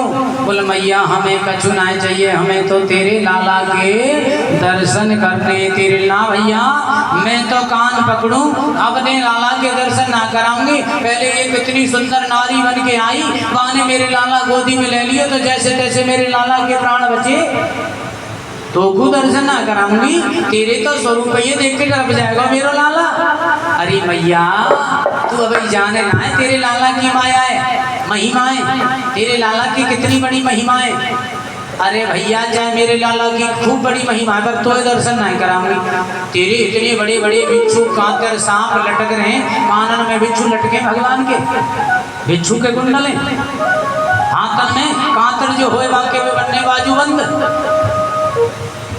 भैया तेरे स्वरूप देख के मोए डर लग रहा, मेरा छोटो सा बालक कैसे देखेगा? मैं तो ये दर्शन कदाचित नहीं करांगे। अरे मैया मैं ब्रह्मा जी ने भिजवाया। अरे तू ब्रह्मा विष्णु चाहे काऊ ने भिजवाया हो, मैं तो ये दर्शन नहीं कराऊंगी। तो मैया हमारी जिद है, हम यहाँ तेरे गेट पे थे, जब तक ना जाएंगे जब तक दर्शन नहीं करेंगे। भैया बैठो रे तू, मेरे को एक आध गेट थोड़े, मेरे तो कई गेट है, मैं यहाँ गेट पे चली जाऊँ। अरे तू जब आते जाएगी तो आते चली जाऊंगी। अरे मैया तू ही तो चली जाएगी, तेरो लाला तो बाहर आ जाएगा। बोले मैं अपने लाला है बाहर ही नहीं निकलन दूंगी। कब तक नहीं निकलन देगी? बोले मेरो मन करेगो जब तक। अरे तो हमारो मन जब तक करेगो, जब तक तेरो मन दर्शन को नहीं कर देगो, हम तेरे दरवाजे नहीं छोड़ेंगे। माया काल डरे जग डर से, अरे भगतन को हितकारी, अपने लाल को मरम न जाने, ओ भोली मेहता मैया अपने लाल को तू मरम ना जाने। यही बात ऐसी बात कर रही है कि निकरण ना दूंगी, दर्शन ना दूंगी। मैया बोली भैया दे, मैं तो ते हाथ जोड़ रही हूँ, तो अन्न चाहिए, सोनो चांदी चाहिए, गाय बैल चाहिए, तो जमीन जायदाद चाहिए, सब ले ले, पर लाला के दर्शन नहीं कराऊंगी। जो मांगे सो ले जा बाबा, हर भोजन साग जुटाऊं। तुम रो वेश देख डर पेगो, बालक नाही दिखाऊं।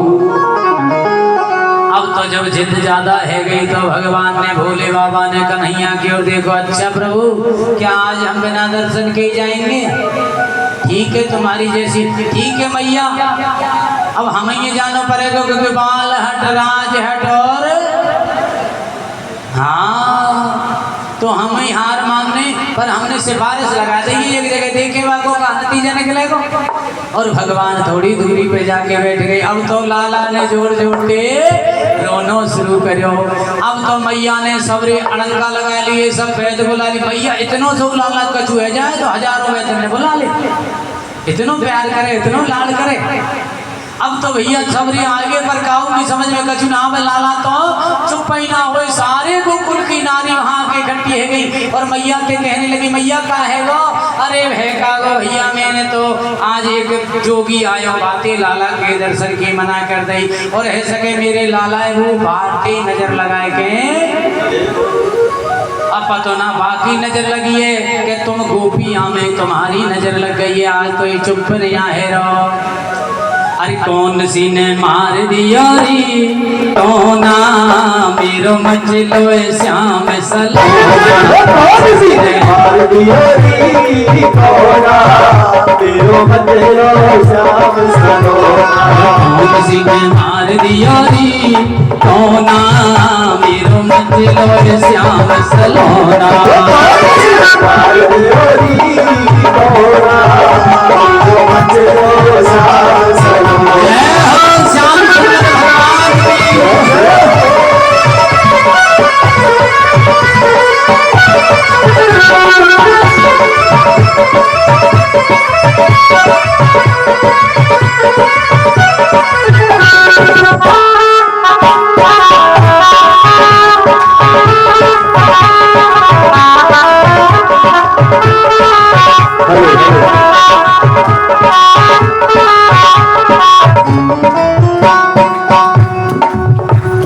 नवाए धुमाए लाला को सजाती टीका देत लगो ना। नवाए धुमाए लाला को सजाती टीका देत लगो ना। अरे भूल गई री मैंने दियो नया के, भूल गई मैंने दियो नया के। माँ के बीच ठिठौना कौन सी ने श्याम सलोना। कौन सी ने मार दिया री कोना मेरो मचलो श्याम सलोना। कौन सी ने मार दिया री टोना मेरो मचलो श्याम सलोना। श्याम सुंदर भगवान की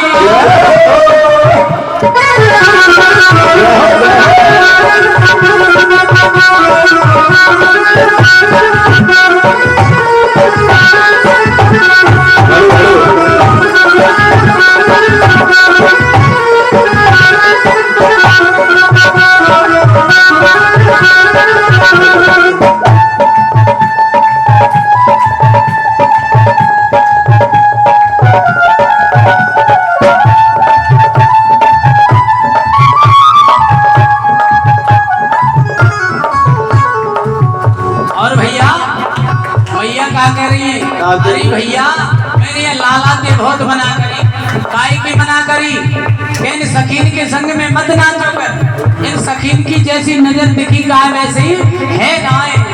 अरे बहुत तेरो समझायो लाला इन सखियन संग नचो ना।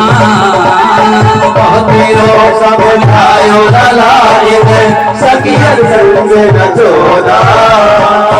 इन सखियन की नजर बुरी है, सखियन की नजर बुरी है।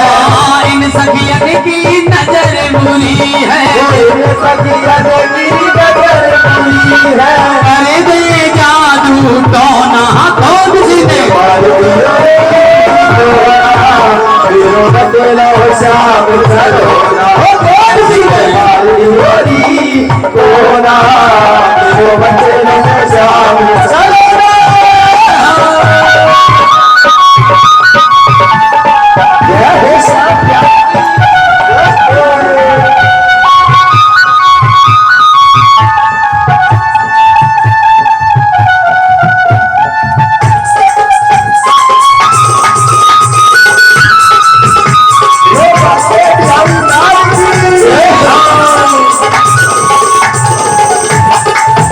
बोले बोले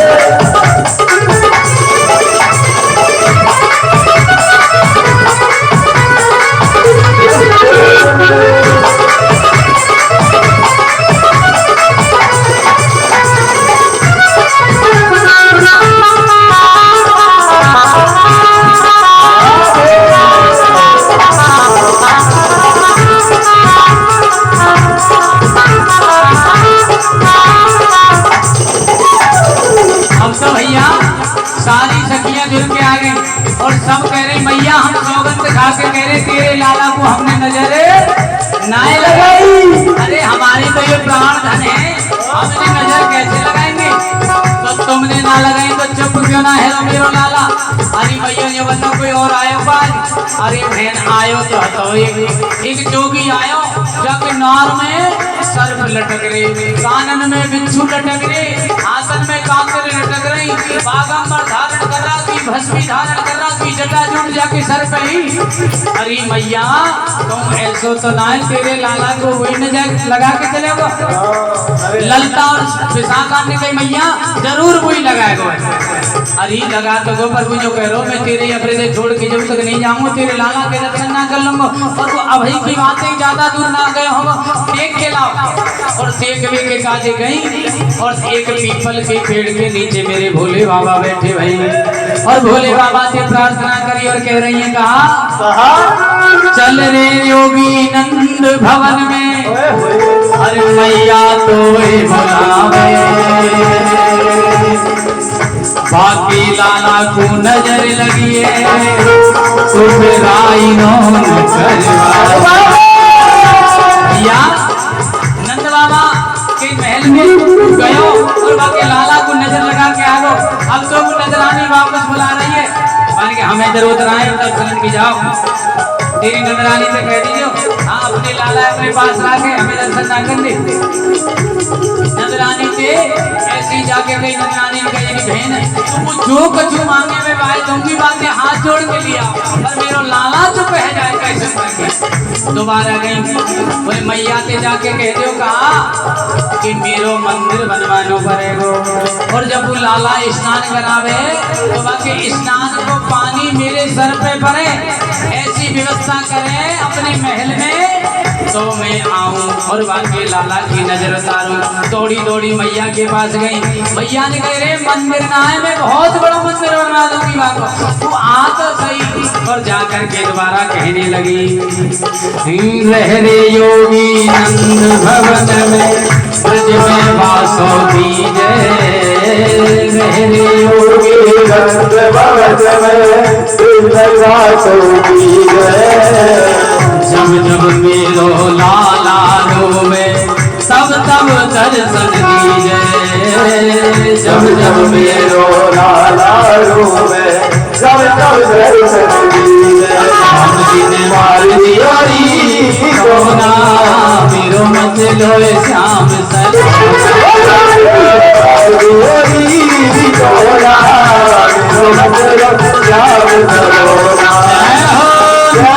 लाला की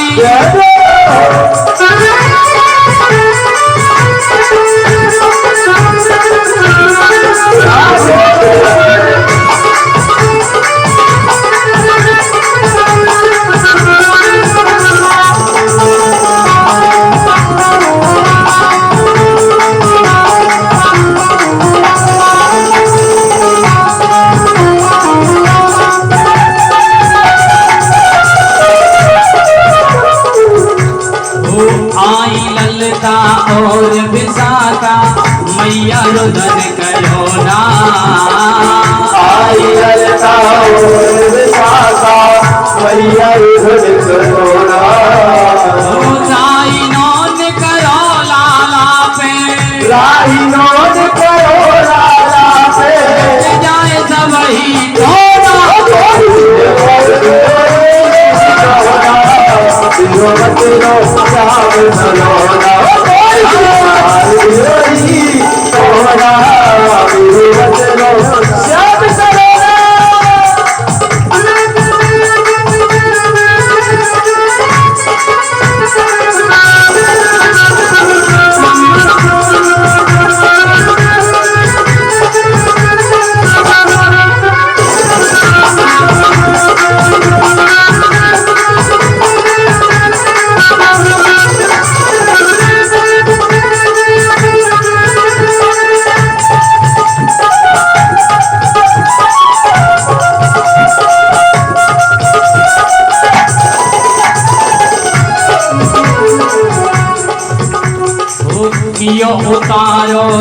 दियो धूना मैया देर करीना कियो उतारो दे दियो धूना मैया देर करीना नैना भूल गए मन मोहन के नैना भूल गए मन मोहन के नैना भूल गए मन मोहन के नैना भूल गए मन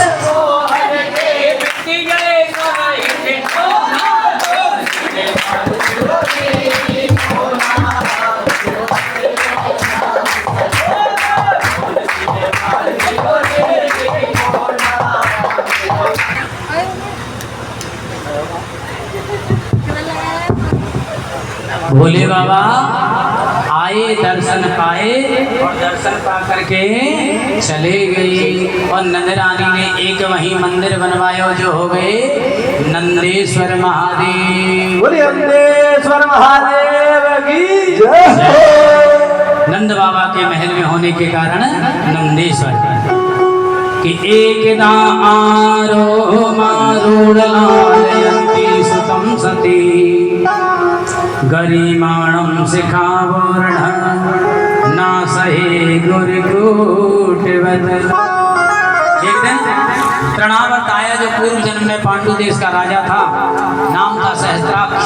दुर्वासा ऋषि के श्राप से और यहाँ तृणावर्त हुआ।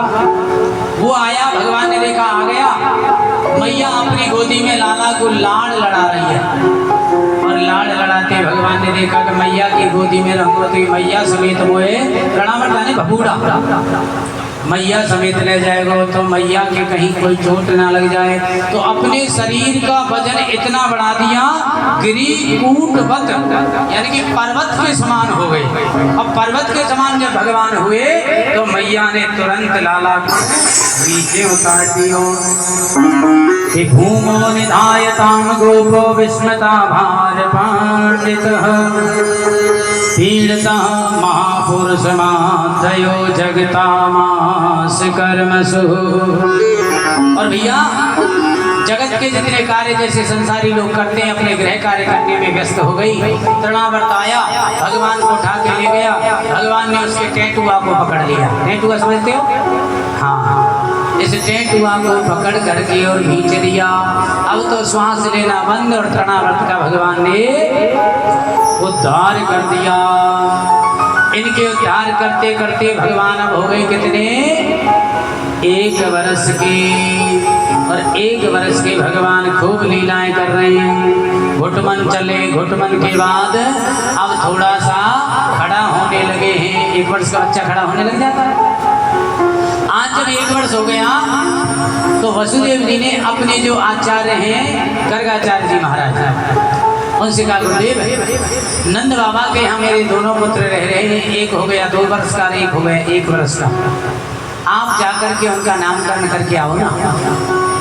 तो गर्गाचार्य जी आए और आकर के नंद बाबा के पास पहुंचे। नंद बाबा ने पूछे, हो बड़े स्वागत की बात है, आप आए हो। आप आए, कहाँ आए? बोले यहीं आया था, काम से सोचा यहाँ तक तो आया, नंद बाबा से भी मिल चलूं। यदूनाम महचार्यम ख्यातस्य भुवि सर्वतः सुतं मया संस्कृतं ते मन्यते देवकी सुतं।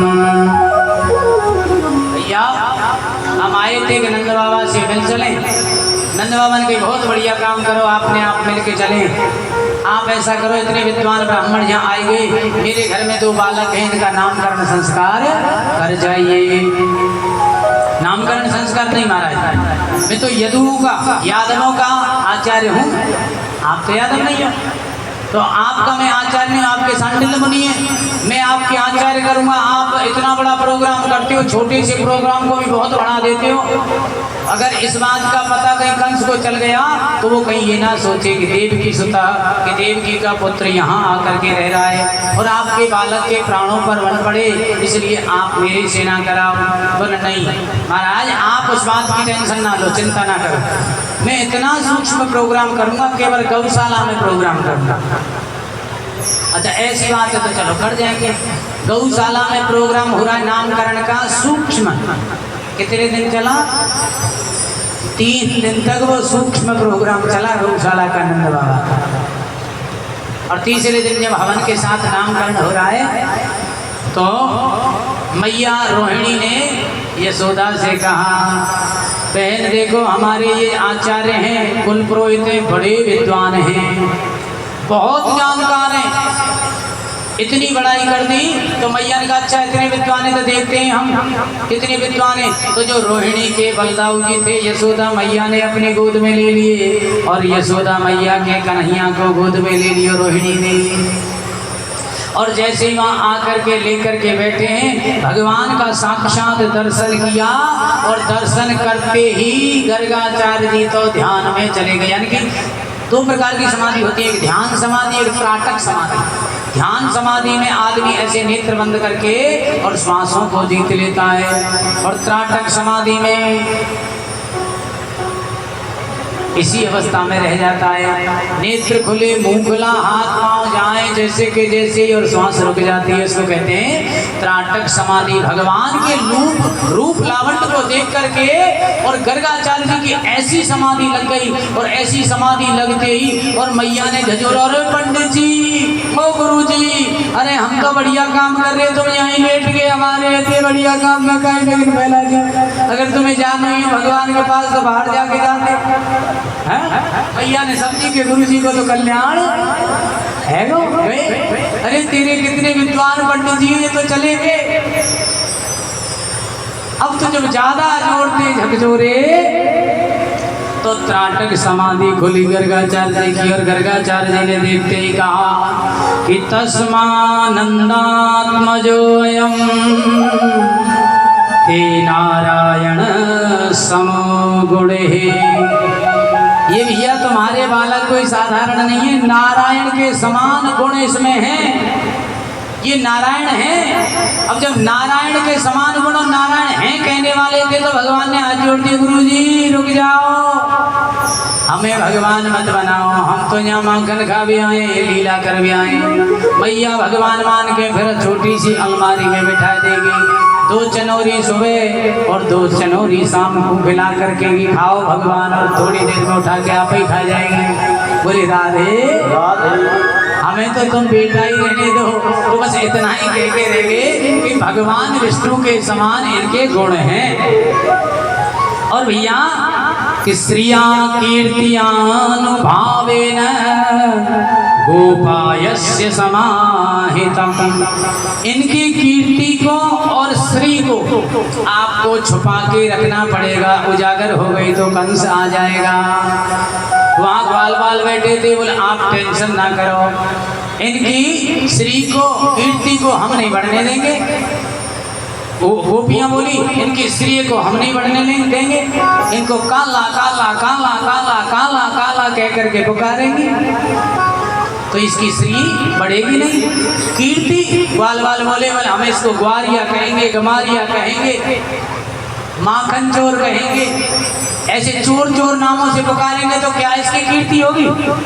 चोर की कीर्ति होती है, उसकी टेंशन आप ना करो, आप तो नामकरण करो कि अयम ही रोहिणी पुत्रो रमयनम सुहृद गुणे आख्यास्यते राम इति बलाधिक्याद बलम विदु। अरे मैया अयम ही, तेरी गोदी में जो बालक है वो तेरा नहीं है, रोहिणी पुत्रो, वो रोहिणी का पुत्र है, इसमें बल की अधिकता होगी इसलिए इसका नाम बलदाऊ होगा। बोले राधे राधे। मैया की तो जो बड़ाई कर रही अभी तक रोहिणी, वो बात एकदम साची है गई। अंगूठी उतारी ले बाबा डांट तेरे काजे, तो इतना विद्वान है। और मैया जो रोहिणी के गोदी में है ये सुनो कि आसन वर्णास्त्रयो हास्य ग्रहीतो नु युगम तनु। इसलिए हर युग में अलग अलग शरीर और अलग अलग रंग धारण किया। कौन कौन सा? कि शुक्लो रक्त स्थता पीतो इदानी कृष्णताम गतः। सबसे पहले सतयुग में ये क्या था? श्वेत रंग से आए, फिर इनका रंग हुआ पीत, फिर इनका रंग हुआ लाल, और अब इनका रंग है काला। जरा इतना बता दे कान्हा। श्री राधे। तो इनका अब रंग काला है, और इससे अब लोग काला है तो इनका नाम क्या हो गया? कृष्ण होगा। कि बहुनी संति नामानि रूपाणी चा सुतस्य ते। अरे मैया, इनके बहुत सारे नाम होंगे, इनके रूप गुण और कर्म के अनुसार इनके नाम होंगे। जैसे वहाँ वशिष्ठ मुनि ने कहा ना, इनके नाम अनेक अनूपा। इनके तो अनेक नाम हैं, मैं तो अपनी मति के अनुसार इनका नाम रख रहा हूँ। दो चार ऐसे ही यहाँ कह रहे हैं भैया, इनके नाम गुण और रूप के अनुसार जैसे जैसे लीला करेंगे, कोई माधव कहेगा, कोई गोविंद कहेगा, कोई गोपाल कहेगा, कोई मधुसूदन कहेगा, कोई मुरली वाला कहेगा, कोई श्याम सुंदर कहेगा, कोई घनश्याम कहेगा।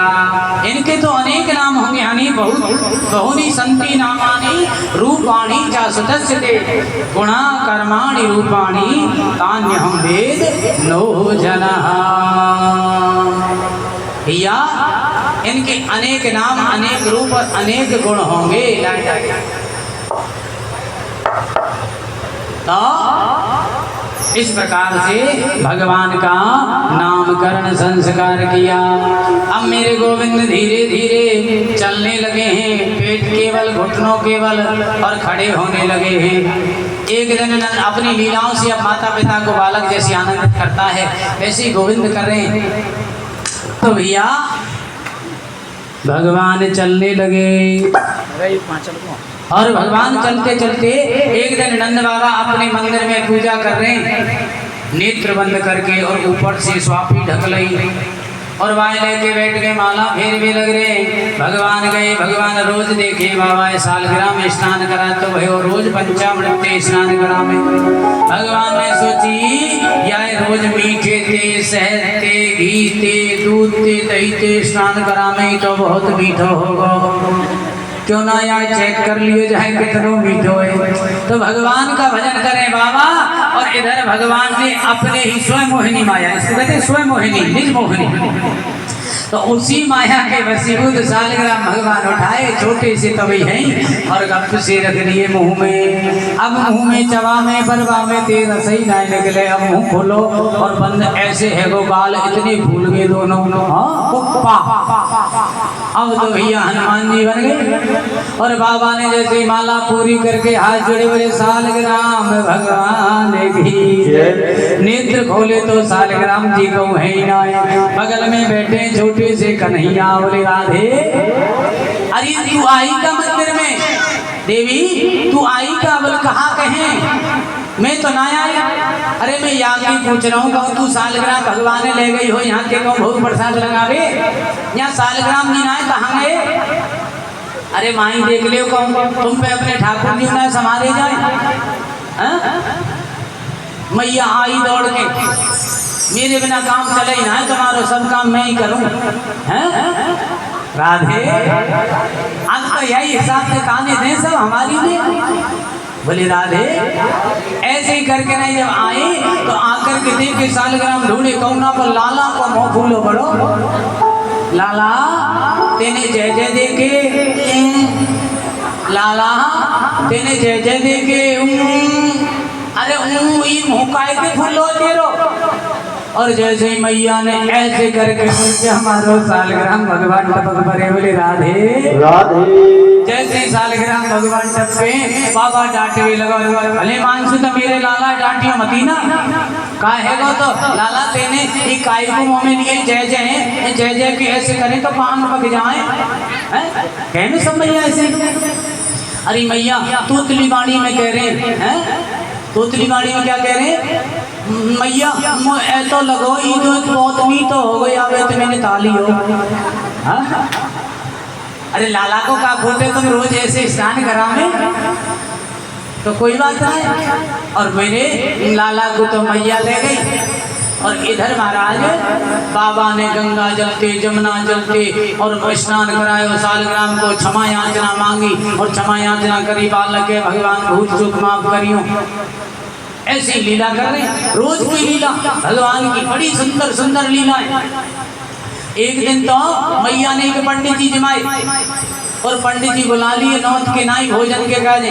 अब पंडित जी जे में बातें पहले मंत्र बोले, भगवान का आह्वान करें, आरोग्य महाराज प्रसाद पाओ प्रभु। अब जैसी प्रसाद की कहें तैसी बालक भगवान आमे और आकर के भोजन करने लग जाए। मैया दे अरे लाला तेने तो पंडित जी की थाली झूठी कर दी, दूसरी लिया में। लाला ऐसा ना करें, दूसरी थाली नहीं लगा के फिर भगवान को भोग लगाया पंडित जी ने। लाला आए और आकर के राधे कई बार है कि मैया ने डांटो, अरे मैया मैं क्या करूँ, बुला रहा हूँ बार बार पंडित जी बोले। ऐसी लीला चल रही है भगवान की, सुंदर सुंदर लीलाएं जिनसे मन तृप्त होता है, आत्मा पवित्र होती है। एक दिन तो और मैया ने लाला को खूब सजायो, नवायो धोवायो, स्नान करा के और चोटी गूंथी बापे खूब मैया फूल लगावे है, पाँव में छोटी छोटी सी पायल पहनावे है अपने लाला को, हैं हाथों में छोटे छोटे से कड़ी पहना रखे, उनमें घुंघरू लटक रहे। तो इस प्रकार से मैया, और जब मैया अपने बालकों को खिलाती है तो सब कहती लाला राधे राधे बोल, कृष्ण कृष्ण बोल, राम राम बोल, सब कहती है। ऐसी मैया कह रही है और मैया आज कह रही है, लेकिन आज तो काहे गयो कि मैया ने जैसे ही ताली बजा के लाला को कही कि लाला राधे राधे बोल, और राधे को नाम सुनो तो लाला तो आज खड़े है के का करवे लगे, बोले नाचवे लगे। अरे नाचे नंद लाल नचावे हर की मैया, नाचे नंद लाल नचावे हर की मैया, नाचे नंद लाल नचावे हर की मैया, नाचे नंद लाल नचावे हर की मैया, नचावे हर की मैया, नचावे हर की मैया, नचावे हर की मैया, नचावे हर की मैया, नाचे नंद लाल नचावे हर की मैया, नाचे नंद लाल नचावे हर की मैया। जय हो।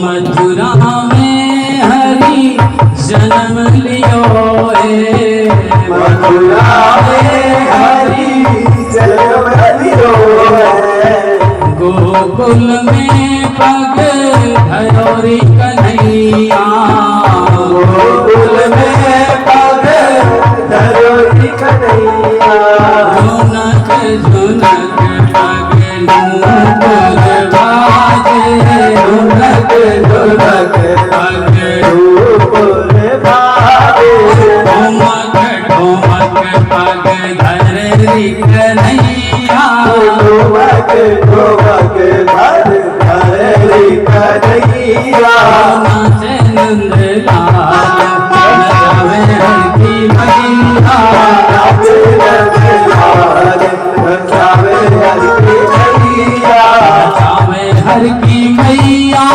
नचावे हर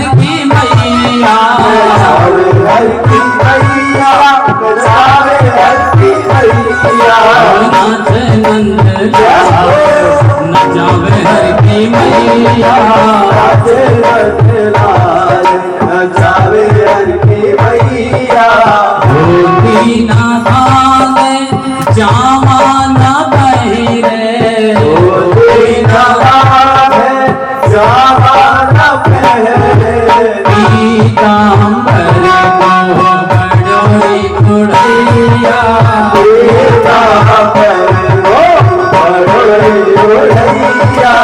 टोपी न ओढ़ला फेंटा न बांधे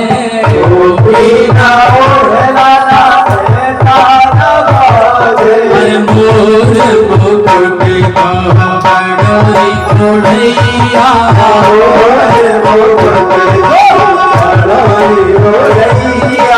नाच नंद लाल जो बेहर की मैया नचावे हर की मैया नचावे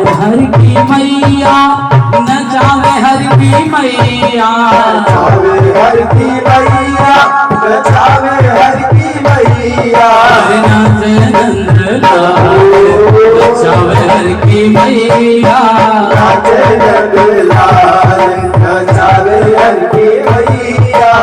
साल न ओढ़े दुसाला न ओढ़े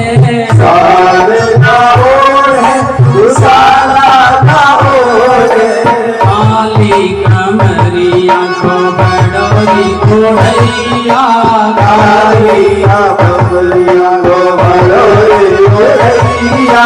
नच नंद लाल नचावे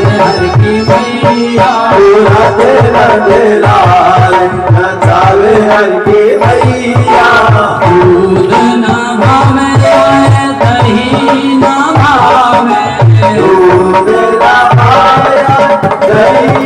भावे माखन मिश्री को बड़ोरी की मैया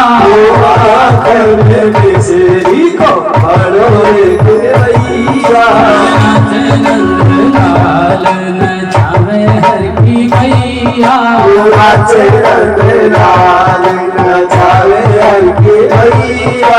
खेल न खेले खिलौना न खेले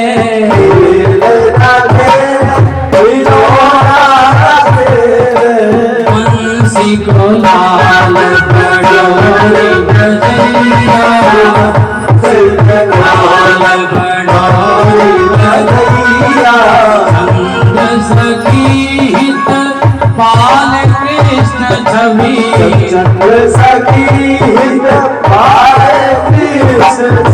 हंसे हंसे कंठ लगावे हर की मैया नचावे हर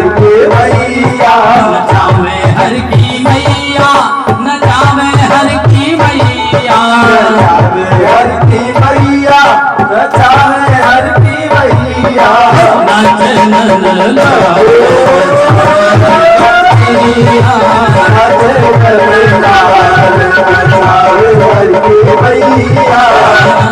नंद लाल नचावे हर की मैया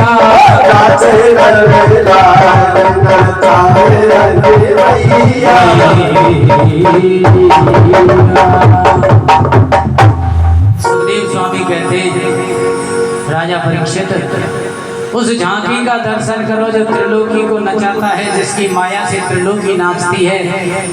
वो त्रिलोकी नाथ आज मैया के आगे नाच रहा है। शेष महेश गणेश दिनेश सुरेश उपजाए निरंतर ध्यामे ताहे अनादि अखंड अभेद अछेद सुभेद बतामे नारद से सुख व्यास रटे पचिहारे पुन मुनि पार न पामे और ताहे अहीर की छोरियां छछिया भर छाछ में नाच नचावे वो त्रिलोकी का नाच रहा है।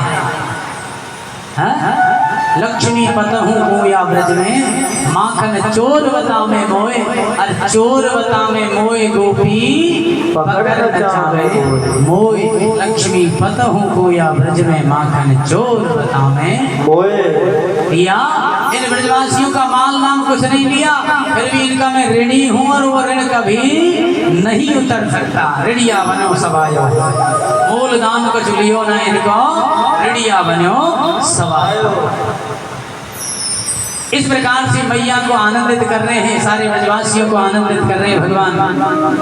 आनंदित करते करते धीरे धीरे भगवान थोड़े बड़े हो रहे, 1-2 साल 5 साल की लीलाएं सारी, क्योंकि 11 साल में तो भगवान कंस को मार करके 56-57 दिन में चली जाते हैं द्वारका के लिए। सारी लीला इसी छोटी सी आयु में हो रही है और भैया इतनी सुंदर लीला करते जा रहे हैं।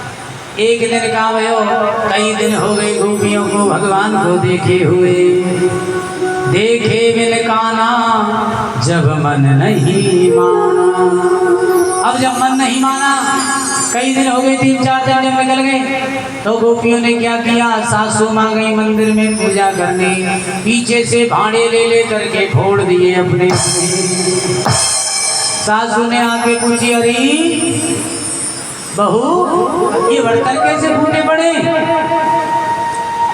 अब हम तुम्हें कहाँ बताएं मैया कि जो नंद को लाला है आजकल बड़ो जबर है गोए। अब तानी तो ही माखन चुरावे हो, अब तो याने बर्तन भाड़े फोड़ने शुरू कर दिए। सासू माँ गुस्सा में आ गई, अच्छा कि नंदरानी को लाला हमें जयंती जीनो ना देखो, हमारे घर में बर्तन भाड़े ना रहने देखो, मैं अभी जाऊँगा नंदरानी के अभी कह के आऊँ यशोदा मैया थे। और जैसे ही चलवे लगी, सबकी पहले से ही मीटिंग हो चुकी थी बहुओं की, सबने सलाह बना रखी थी, सबने चरण पकड़ना, माता जी आप ना जाओ, आप जाओगे तो लड़ाई हो जाएगी, हम जाती हैं, हम समझा के आएंगे, क्योंकि नंदरानी कछु कहेगी तो हम बहू बेटी हैं, कोई बात ना सुन के आ जाएंगी। तुम ते कछु कह देगी तो फिर हमको सहन ना होगी, क्या वजह से तुम मत जाओ। सासू के हाँ या बात है तो ठीक कह रही, मेरे दिमाग थोड़ा गर्म है, कुछ ज़्यादा गर्म है वो तो फिर बात बिगड़ जाएगी। अरे मैया हम जा रहे हैं, जाओ चलो। अब तो चल रही और जा करके नंदरानी के दरवाजे पर आवाज लगा रही। नंदरानी ने महल में थे झांको, आज मेरे घर पे कोई सत्यनारायण भगवान की कथा ना आए, आज कोई प्रोग्राम ना आए, ये ब्रज की बालाएं कैसे आ रही हैं, आकर के पूछो, आओ बेटी आओ बहू आओ, कैसे आगमन भयो। आगमन की बात जब बताएंगे, पहले ने बताओ तुम्हारो लाला कहाँ है? बोले हमारो लाला हमारे घर है, और कहाँ है? बोले भाई ये बुलाओ, बात तो बाई से बनेगी। बोले बातें कहाँ बात बनेगी ऐसी, हमें ना बता सके ना, फिर वो जो कह देगा हमने ती काम करी ना, क्योंकि शिकायत तो भाई की है, भाई की शिकायत है, कोई बात ना है, भाई बुलाएंगे। और लाला बुलाए, लाला ने देखो सबरी मिलजुल के आई है तो जरूर कछु ना कछु शिकायत लाई होंगी। और आकर के मैया को पल्लू पकड़ो, दोनों हाथन तीर ऐसे लिपटा मार लियो, साड़ी में दुबक गए भगवान। सुखदेव स्वामी कह रहे, राजा परीक्षित उस झांकी का दर्शन तो कीजिए, जिनकी पंख भ्रक्त के भैसे सागर सप्त उबलते देखा, उनको ही यशोदा के भैसे अश्रु बिंद जल भरते देखा।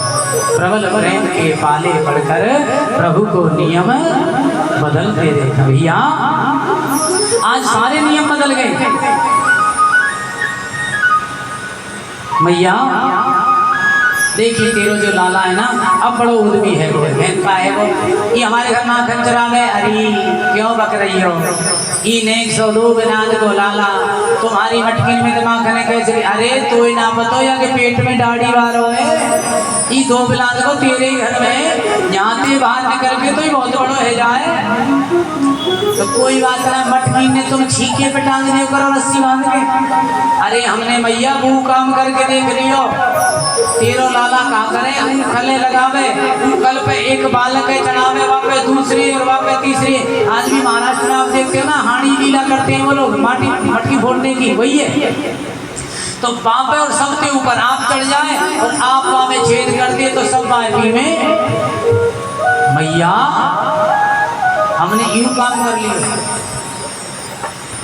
और मैया एक गोपी बोली, देख मैया तेरो लाला का करे, बोल कहाँ करे कि बत्सान मुच्चयन क्वचित समय क्रोश संजा